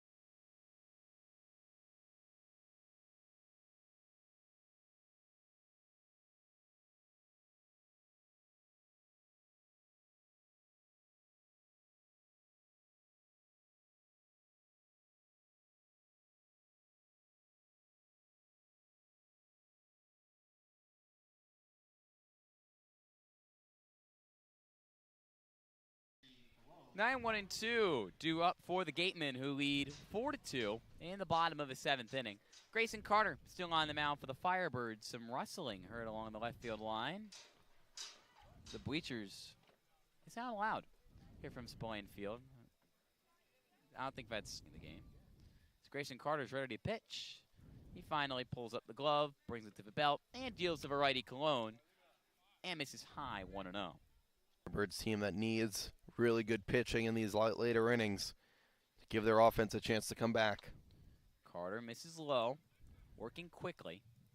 He's pitched an inning, scoreless. 9 strikes, 7 balls, now 8 balls on 17 pitches. 2 balls, no strikes, he deals. And Cologne takes a strike. Carter lands one on the upper third at 98 miles an hour. The hardest throwing pitcher in the Cape Cod Baseball League so far this season, Grayson Carter. Kicks and deals for 2-1. Cologne takes and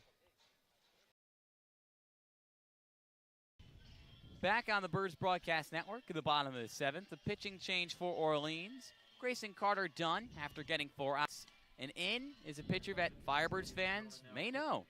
Ryan Reeses, the 6'3", 190-pound lefty from UC San Diego. Collegiate teammates with Matt Hallback, but also a returning Firebird. Pitched 8 games out of a bullpen for the Firebirds a summer ago to the tune of a 3.48 ERA. 10 1/3 innings pitched. He's back for another summer. He comes into the game with 1 on and 1 out. Nick McLean reached on a single to right field off Grayson Carter. He's off first. Now bats the lefty Dorian Gonzalez. Gonzalez shows bunt, pops it out of the park. 0-1. You've already seen a bunt today that failed in drastic fashion from Michael Brooks last inning when he popped it up right behind the dish to Owen Carpellotti, but the Gatemen going to continue to try to do the smart thing and bunt, move McLean in the scoring position. Reese stares at first, now deals the 0-1, misses outside in this lefty-on-lefty battle, 1-1. Reese wearing the all-black undershirt down to the wrists to complement the black vest jerseys tonight for the Birds, and the red undershirt cut off at the elbows. The 1-1 misses high, 2-1. Just finished up his junior season at UC San Diego. 4.31 ERA in 18 appearances, all but one of them out of the pen. Just over 31 innings pitched with 5 saves. He knows how to get it done in big situations. Gives a long look to McLean. Deals for 2-1. Misses low and away. Now 3-1 ahead is Dorian Gonzalez. 1 for 3 tonight. Flew out in the first. Actually 1 for 2. Walked in the third. Had a 2-run single in the fifth to give Wareham the 4-2 lead, which it still owns. Reese's is 3-1. Misses outside, and it's a 5-pitch, 1-out walk for Dorian Gonzalez, who's now reached 3 times in a row. Trouble on the base paths, 2 on, 1 away, and now it's Grant Sherrod.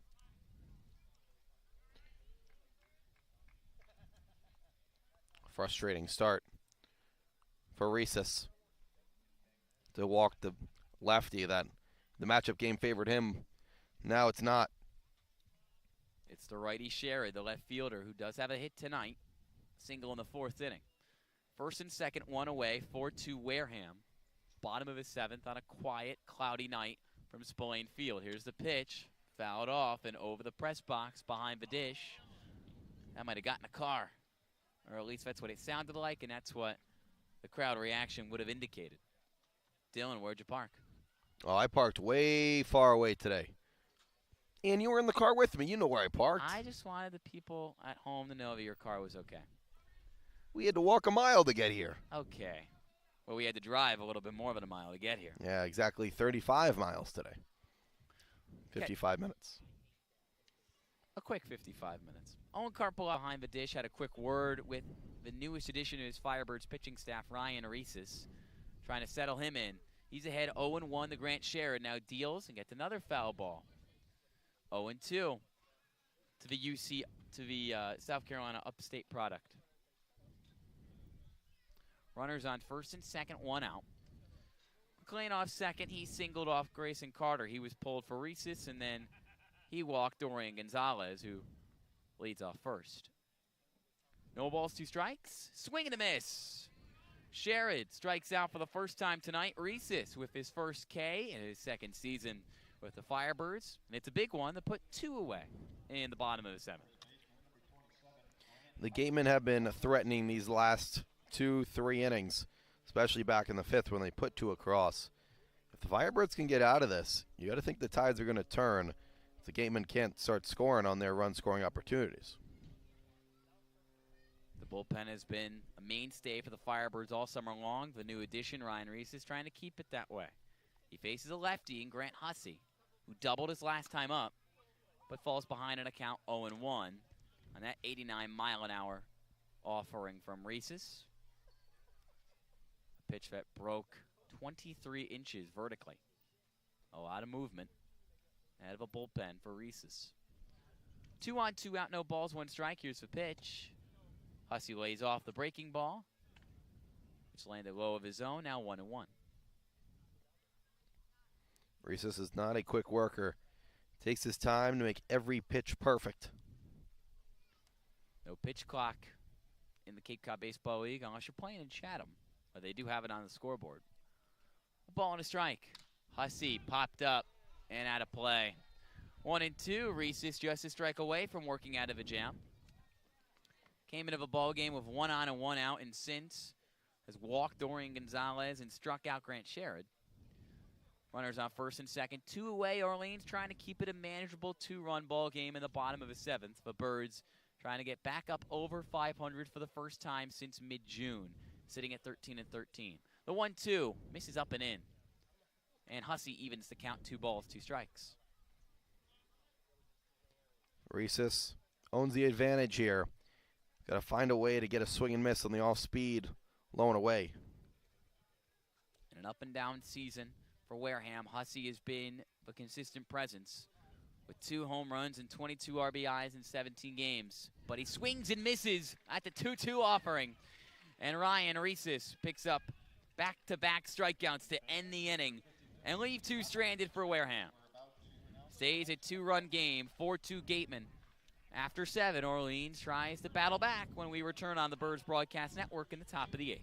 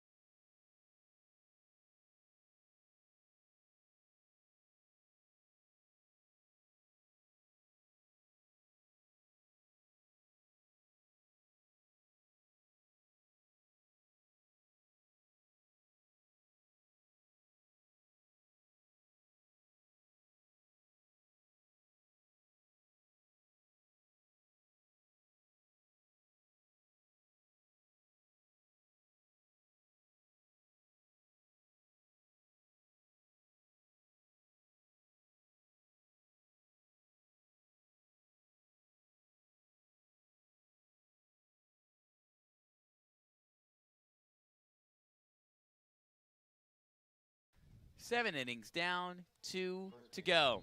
Top of the 8th, and Matt Hallback leads off for Amsterdam. 4, 5, and 6, 2 up for the Birds. Jake Faherty, the Arkansas right-handed pitcher, still on the mound once again for Ryan Smythe's crew.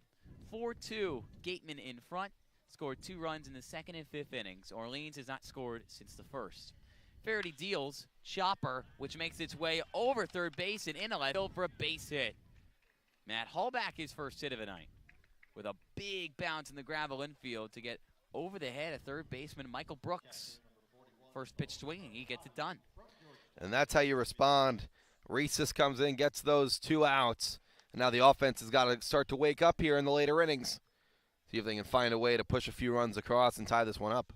Somebody who's certainly woken up as of late, Owen Carpellotti, the left-handed catcher, has a hit in 5 straight games, including multiple tonight. An RBI single in the 1st and another single in the 6th. 1 on, nobody out. The right-handed Faherty deals. First pitch swinging once again, a foul ball, which makes its way towards the Orleans dugout and is retrieved by star reliever Derek Clark. 0-1. Soon to be starter, Derek Clark. Yes, he's going to join the rotation with a lot of changes to the pitching staff for Orleans. No balls and a strike. Carpellotti popped up along the left side of the infield, and it makes its way to Brooks, who charges towards the grass and makes the catch. He had lost it for a second, but found it, made the catch at his hip. From third base, he makes the snag off the left side of the mound for the first out of the inning.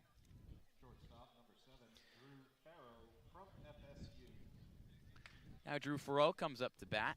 He drove in a row with a single in the 1st inning, but since has flown out and fouled out. Matt Hallback still on first after he singled the lead off the inning. Here's the pitch. Swing and a miss and an offering in the dirt, but retrieved by Hernandez, and Hallback stays at first. Hallback without a stolen base attempt on the summer, but Hernandez has a cannon behind home plate. Well, he won't be stealing down 2. He's got to keep the tying run up at the plate. No balls and a strike. Drew Farreau, the tying run, pops a pitch up in the shallow left field. J.C. Cologne calls everybody off, moves towards his left, and makes the snag at his left hip. That's 2 away off a couple pop-ups from Owen Carpellotti and Drew Farreau. And now entering the game, a pinch hitter in Jack Penny, the rising junior from Notre Dame. Trying to play the matchup game is Coach Nicholson. Substituting one lefty for another lefty, Brandon Stallman out, and Jack Penny in to face the righty in Faraday. Penny's been in this situation before. He had a game-tying solo shot with 2 outs in the 8th inning, top 8 against YD a few weeks back. He's up in the same situation now. 2 home runs on this summer for the Wakefield, Massachusetts native. Penny, swing and a miss at the first offering from Faraday. 0-1. Runner on first is Matt Hallback. He singled to lead off the inning. Orleans trails 4-2 to the Gatemen in the top of the 8th. I mentioned Penny from Wakefield, Mass. The entirety of his family is out here tonight to watch him here off the Cape from Spillane. No balls and a strike. Pitch in the dirt, blocked up by Hernandez. He geared up to throw it to first, but Hallback wasn't going anywhere. A ball and a strike. Hallback's job is to stay at first base and not cause any problems. He doesn't want to get thrown out or even take a chance that he doesn't need to take. This is all about letting Penny work here. A really good hitter, great discipline, and has come up clutch time and time again for these Firebirds this year. The 6-foot, 195-pound Penny on a 3-game hit streak. Went 1 for 3 last night with a walk in the win against Bourne. 1 on, 2 out. Here's the 1-1. Check swing. Hernandez bobbles it. Keeps it in front of him. Ball 2. If you remember, Penny had the hit in the 8th inning that allowed Rubin to go from first to third, and then Hallback drove him in. He's come up big in plenty of situations this year, like you said, hitting .260 through 24 games as a Firebird. 2 balls and a strike. Here's the pitch. Miss upstairs with the heater, now 3-1. Penny had also made over 15 consecutive starts at third base headed into tonight. A mainstay in the lineup in the top half of the order for Kelly Nicholson, but the new addition, Brandon Stallman from UNC Charlotte, got the nod tonight, but done after 3 at-bats. The 3-1 pitch, swung on and missed. Penny still ahead, but the count now full. In his first at-bat of the night, he clanks his bat off his black cleats, examines it, and steps back into the left-handed batter's box. Runner on first, Matt Hallback with 2 away in a 4-2 game that Wareham leads in the top of the 8th inning. Faraday at the belt, shrugs his shoulders, deals the payoff, and gets the foul tip, which falls out of a glove of Hernandez behind the plate.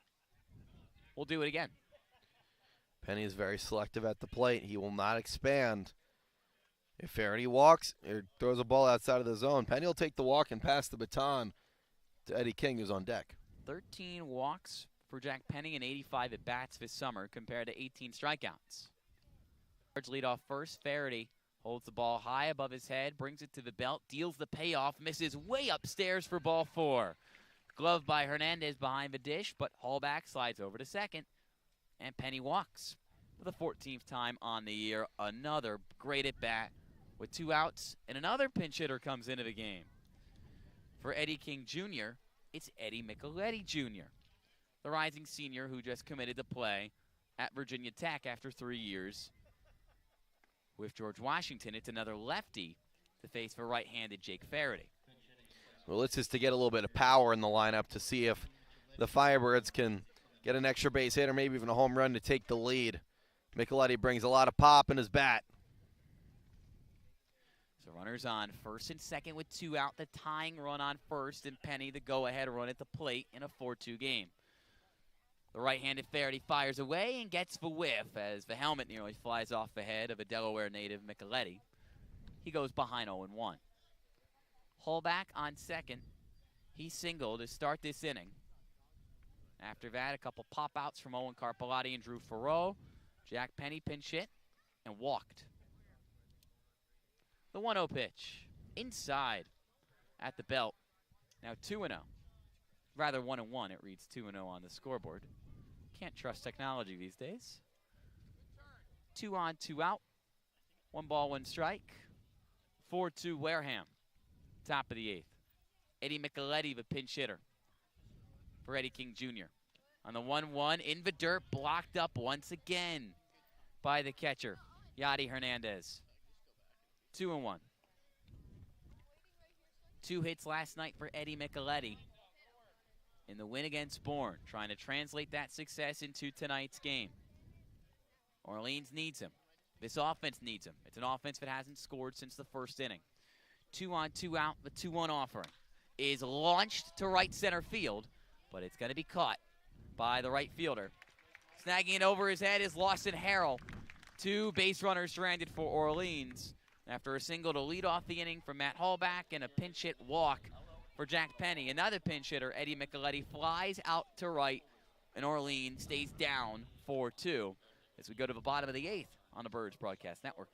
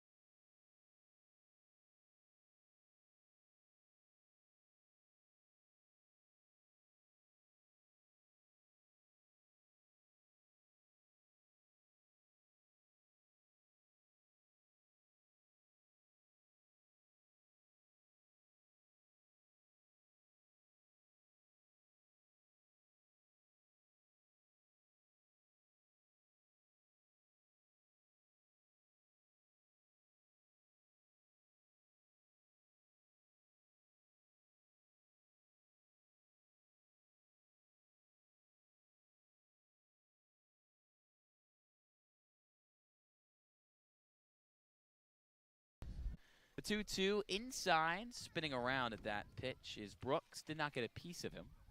The count's full. Justin Rubin played for UVA last year.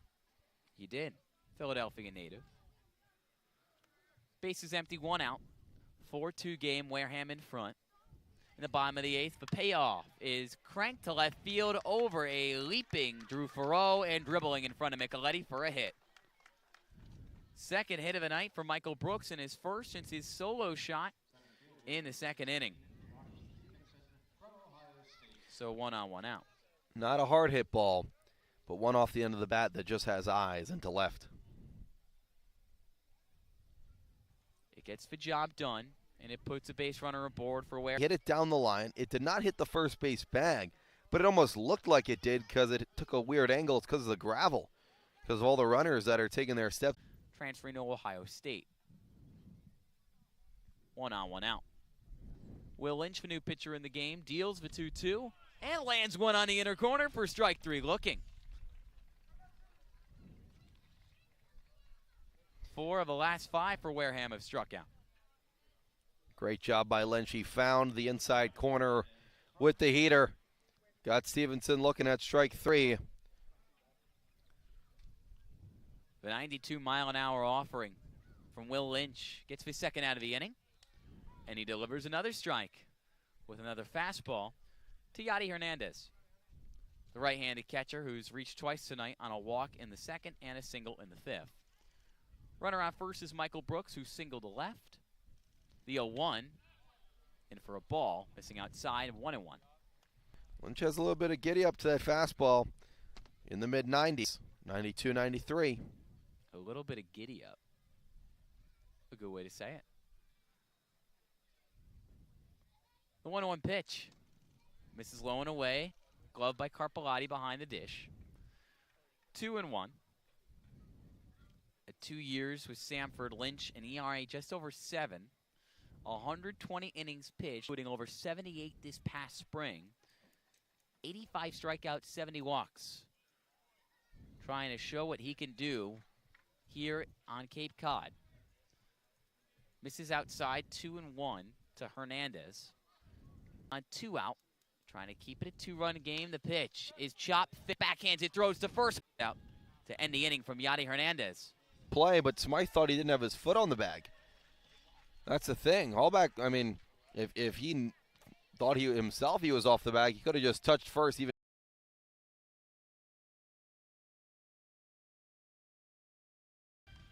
Jake Faraday out and Tyler Dean in. Dean spent 2 years at Virginia Tech, 5-pound pitcher, now transferring to South Carolina. Dylan, it's his 7th appearance of the summer, but it's not his first against Orleans. No, he made an appearance just 13 days ago for the Gatemen. If you remember, it was bases loaded with 2 outs in the top of the 7th.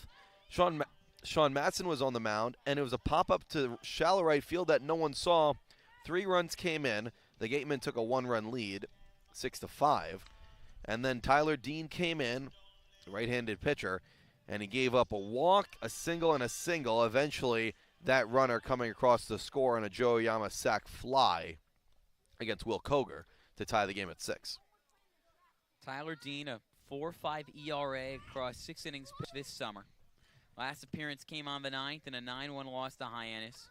Chucked a scoreless frame with a walk and a strikeout. The tying run for Orleans on first, or at the plate rather, in Joe Oyama. Jay Casey on first in a 4-2 game. Orleans trails. Top 9 and a ball delivered to the left-handed Oyama. The lefty Oyama against for righty Dean from Roanoke, Virginia. The 1-0. On the inner half for a strike, 1-1. Oyama with a great double last time up in the 7th. Pulled his hands in and somehow kept it fair along the right field line. Ball and a strike, trying to do the same thing again. He lays off a pitch going in. Hernandez pops up quickly, stares over at Jake Casey. He's still at first, and there was no throw. 2 balls and a strike as Dean readjusts the camo hat, the maroon jerseys, the navy blue lettering, the white trim. 2 balls and a strike. Dean deals. Oyama takes another ball. A miss on the inner half. 3 balls and a strike. Once again, just like Casey, if it's not right there on the 3-1, you take it. And hopefully these walks can help out the Firebirds here, chasing 2. Casey walked. He's off first. Oyama a ball away. Here's the pitch. Popped up over the backstop and foul. The count now full to the rising senior from UC Irvine. Joe Oyama has been sensational once again tonight. He's making 3-hit games look routine. One of the league leaders in bat average. OPS. Also walks a lot. Tied for 6th in the league in walks. On the full count offering, he swings and puts one foul to third base. Glove by Orleans assistant Max Fesky, who throws it back to the Wareham dugout. Oyama fights up there. He has no easy out. If you're going to get him, it's going to be on a ball in play. 4-2. Wareham in front, top 9. Orleans hasn't scored since a 2-run frame in the top of the first. Casey off first. Another full count pitch. Oyama takes ball 4. Up and in, the miss from Dean. The tying run on base for Orleans. Casey moves to second. Oyama reaches for his 4th time tonight, now on first. Justin Rubin tries to extend his 7-game hit streak as he comes up to the plate. And usually you'd bunt here, first and second with nobody out. But chasing 2, you're going to let Rubin swing away. Hopefully he can go to the opposite way. Big hole between first and second. Before facing Rubin, the catcher, Yadi Hernandez, has a quick conversation with his new pitcher, Tyler Dean, in front of the mound.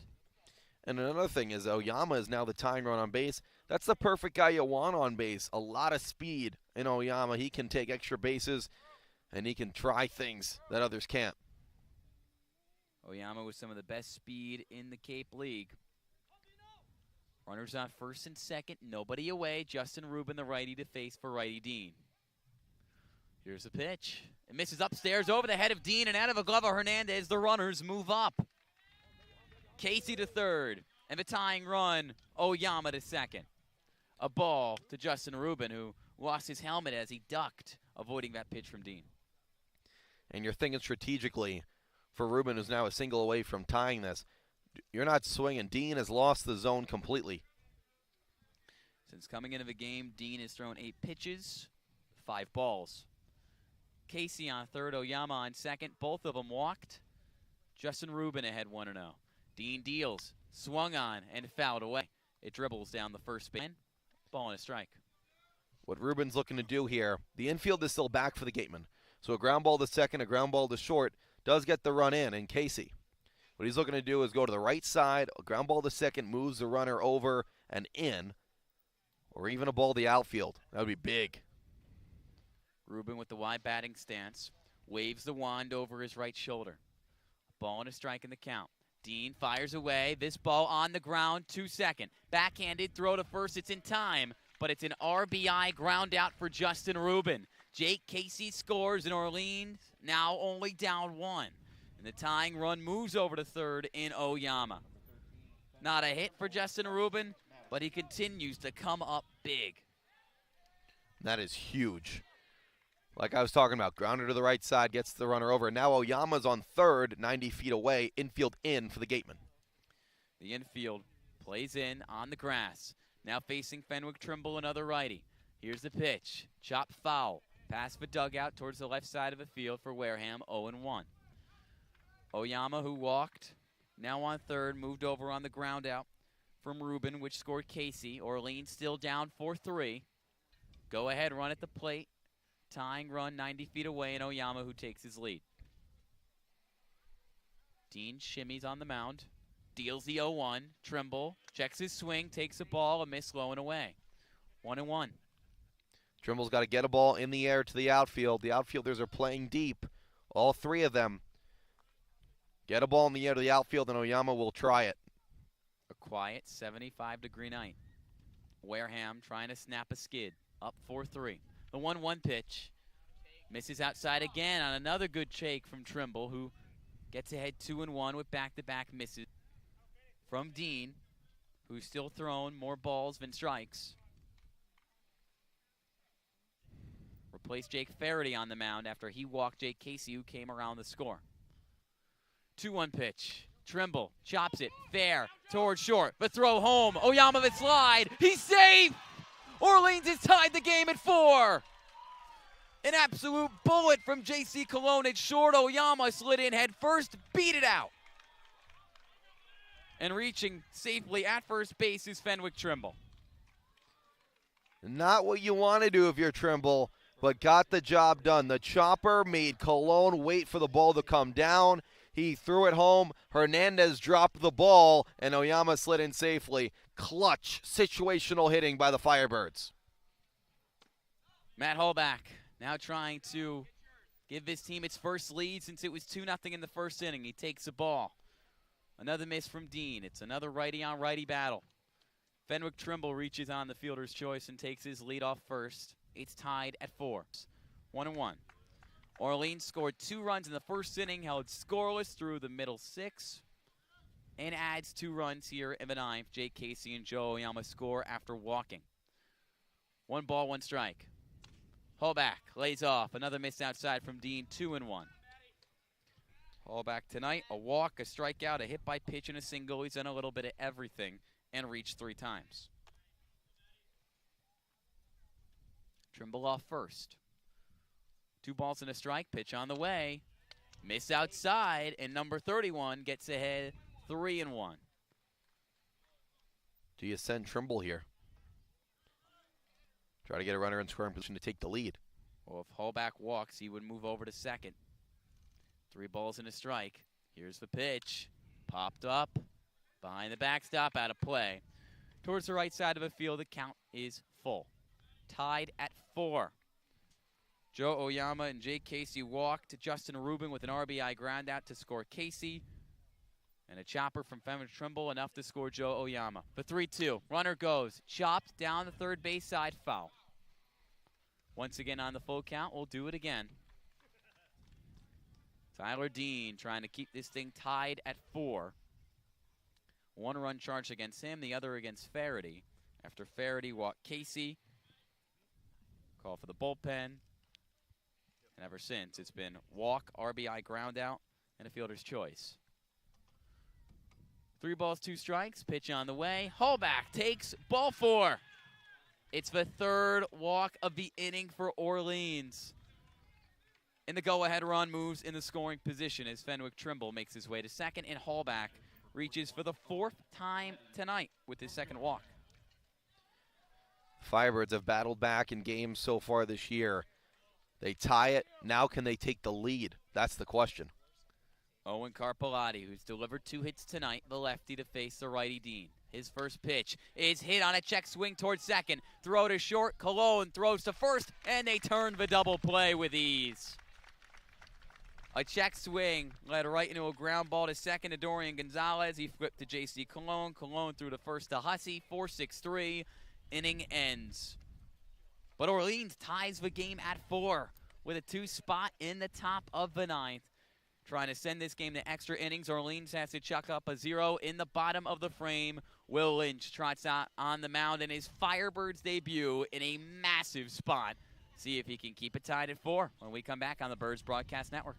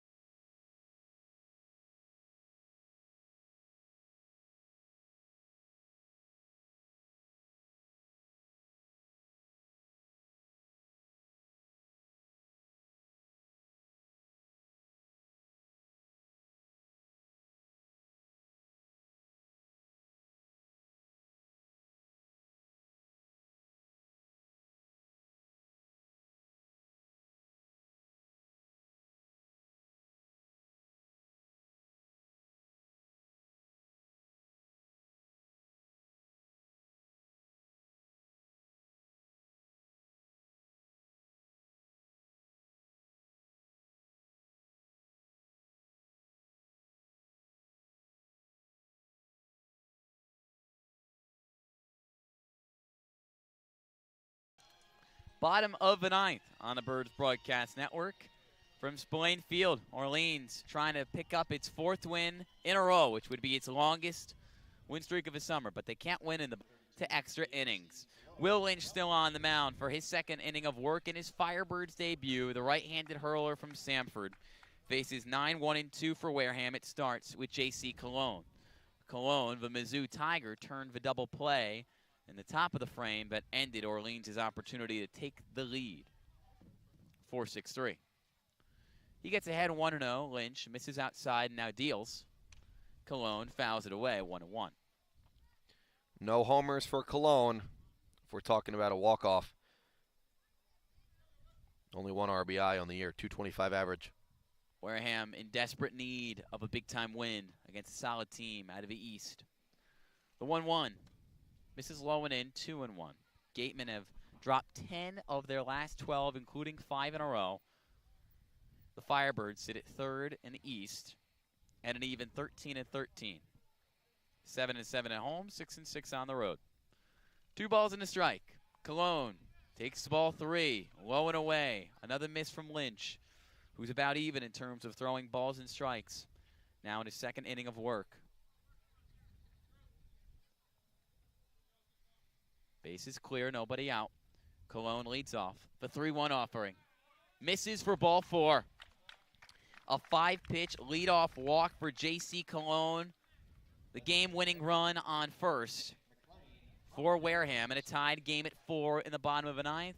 Perfect time to go back up to the top of the order for Nick McLean, the switch hitter, bats left against the right-handed Will Lynch. You never want to lead off an inning with a walk. That's what Wareham did in the top of the 9th. Lynch deals, misses at the ankles of McLean, 1-0. Began this game with a strikeout, then grounded out, reached on a fielder's choice, and singled in the 7th inning his last time up. McLean waves the bat around the left side of his head. And on the 1-0 pitch, a high fly to left field. Coming in, Eddie Micheletti makes the catch with his left-handed glove towards the side of his face for the first out of the inning. The go-ahead run stays at first. J.C. Cologne just walked against Lynch, but a big out from the Sanford Star, and that brings up Dorian Gonzalez. Gonzalez had a big night, a 2 RBI single. He put the team up 4-2 in the 5th. He's reached his last 3 times up. In between that single, a couple walks in the 3rd and 7th. First pitch he sees, a ball, which misses just below his belt. 1-0. Cologne has 2 stolen bases on the year. Takes his lead off first with the shiny black batting gloves. The 1-0 pitch, swung on, missed. Now 1-1 to Gonzalez. Miami through and through. I'd be shocked if the Gatemen don't send Cologne here. Try to get a runner in scoring position. Cologne's a good base runner. 1 on, 1 out, 1 ball, 1 strike. They don't send him there, although Carpellotti keeps a ball bobbled in front of him.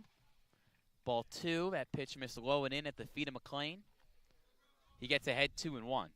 And Cologne still parked at first after his walk to lead off the inning. 4-4. Tied game, bottom 9. Here's the 2-1. Swing and a miss. Down to one knee goes McLean. It's 2 balls, 2 strikes. Trying to avoid his first strikeout of the night, rather Gonzalez.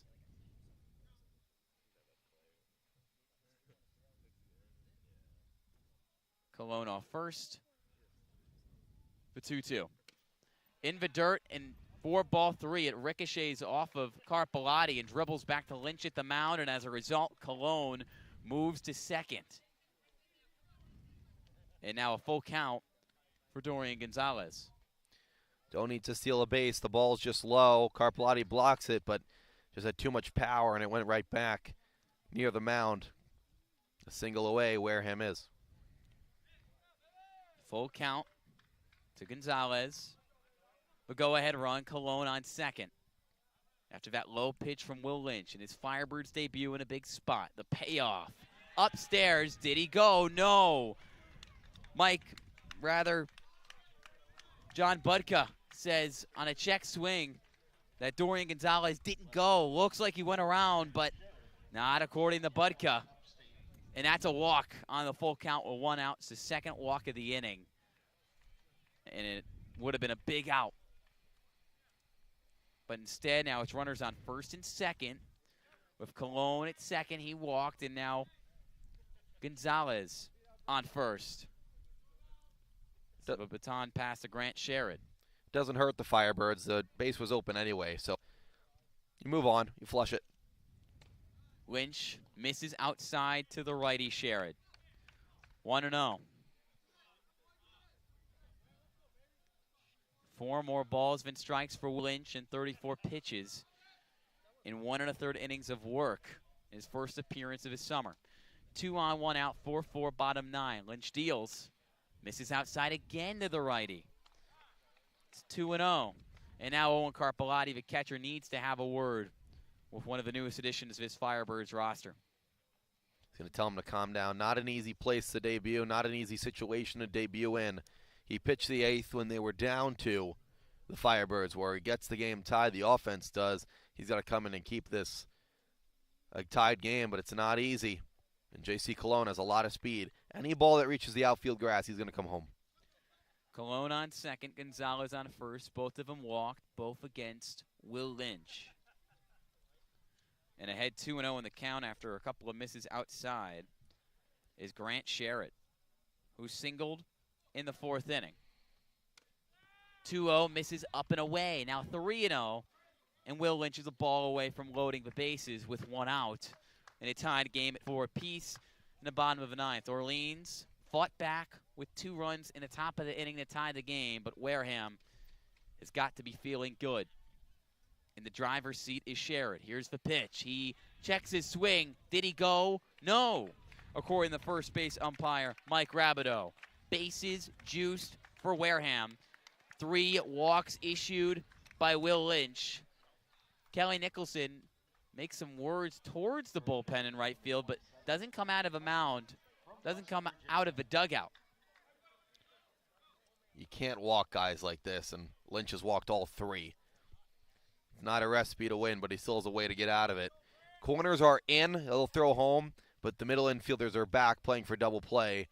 A double play would get him out of this inning. Austin Harrell, rather Grant Hussey, comes up to bat. The lefty that faced the righty Lynch, who deals. First pitch swinging. Hussey, high fly, in foul territory. Eddie Micheletti lets it drop, and he needed to. 0-1 because the bases were loaded, and if Micheletti caught that ball, then Cologne could have tagged up and scored from third and ended this game. But instead, Cologne stays at third base, and the bases are loaded. Cologne is smiling back at his dugout. He's revving up the engines with the bases loaded, trying to score the game-winning run in the bottom of the 9th. It's tied at 4. Infield in, bases loaded, 0-1 to Grant Hussey.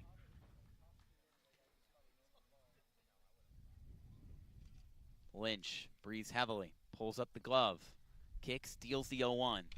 Foul ball, 0-2.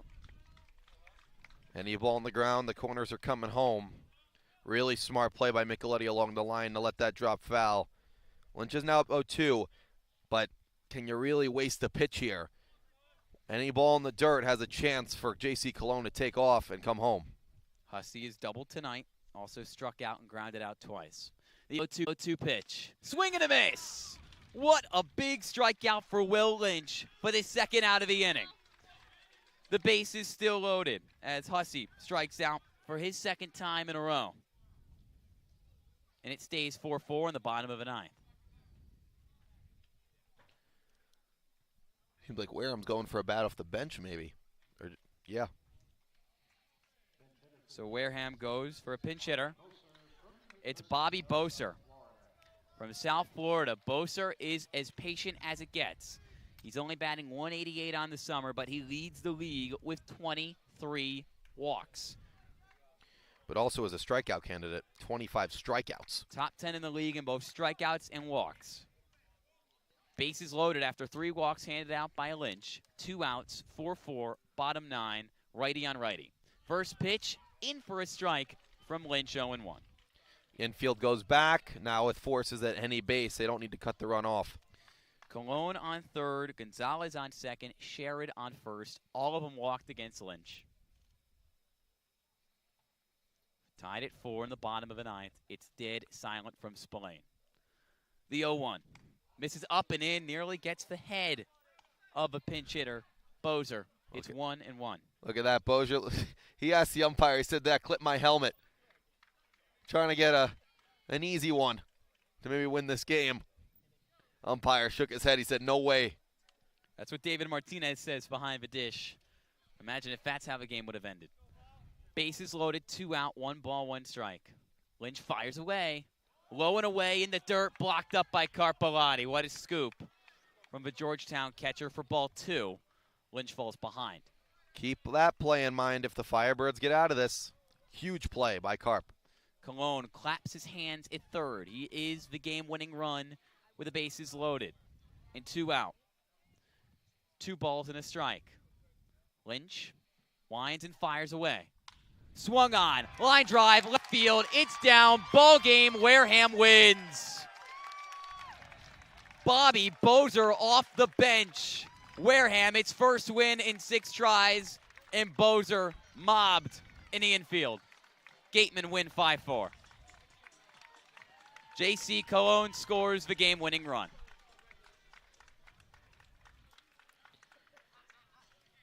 What can you say? You can't walk 3 batters in the 9th inning and expect to win. Will Lynch, a tough debut for him in terms of he had to come into a really difficult situation.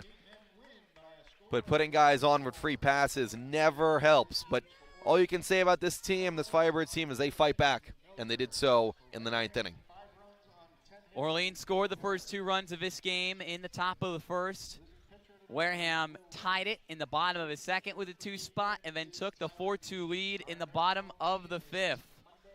But as you said, Orleans with a couple of great at-bats from Jake Casey and Joe Oyama and some finagling in the infield scored 2 runs in the top of the ninth, tied this game at 4, but Wareham delivered the final punch thanks to 3 walks. Great plate discipline. Will Lynch handed out free passes to J.C. Colon, Dorian Gonzalez, Grant Sherrod, and Bobby Bozer off the bench, the South Florida standout, with a single to left center field in the Gatemen with its first win in 6 tries. We start cooling down here on the Birds Broadcast Network. Wareham improves to 11, 16-2 on the year. Meanwhile, Orleans back down below 500 at 13-14. A walk-off win for Wareham at home. And Dylan, how difficult was that maybe for Bobby Bozer? I mean, coming right off the bench. I know the bases were loaded, and all he needed to do was, I guess, put the ball in play, but still not an easy task. No, not easy. And, I mean, you look at what the Firebirds did off the bench today, too. They brought out Jack Penny. He walked. They brought out Eddie Micheletti. He flew out. It's not easy to come off cold off the bench in a big situation, but he did so. He got the bat on the ball. He made good contact, and that was it. That was the end of the story.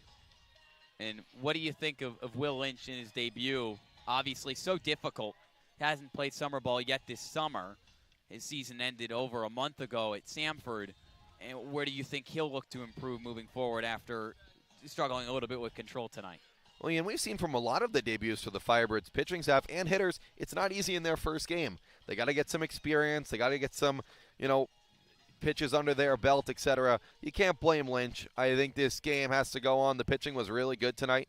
Started with Evan Truitt. Names out of the bullpen came out. Ryan Reeses was really good as well. His first outing as a Firebird this summer. He was here last summer, like you said. Will Lynch fought his hardest. He almost got out of it, too. 2 outs in the ninth with already a strike on the batter, 2 in Bozer. But what can you do? You move on. And tomorrow, top team in the West, top team in the league, comes over to Eldridge. And unfortunately, tonight Orleans could have tied Harwich for that 2 spot in the East Division as the Whitecaps took down the Mariners. But instead, the Mariners' lead for second place in the East extended to 2 games after Orleans drops this one at the hands of a Wareham Gatemen. 5-4, the final score. Gatemen walk off the Birds from Spillane Field. A big win. A 5-game losing streak done for Wareham. A 3-game winning streak done for Orleans. We'll wrap things up on Cooling Down. Again, make sure to join us tomorrow. We're back at home from Eldridge Park. 6:30 start time. Orleans and the top team in the league in the Catuit Kettlers do battle at 6:30. First pitch, or I should say, first pitch is, of course, at 6:30. We start on the scorching start at 6:15. Dylan, last question for you. Your biggest takeaway from a great back-and-forth game, but one that didn't go in favor of Orleans. Yeah, I think the offense left a lot of guys on base tonight. 8 guys left on base by this offense. It's got to get more hits with situational awareness with runners in scoring position, etc. It was a good back-and-forth game, but twice now the Firebirds already had a 5-game losing streak.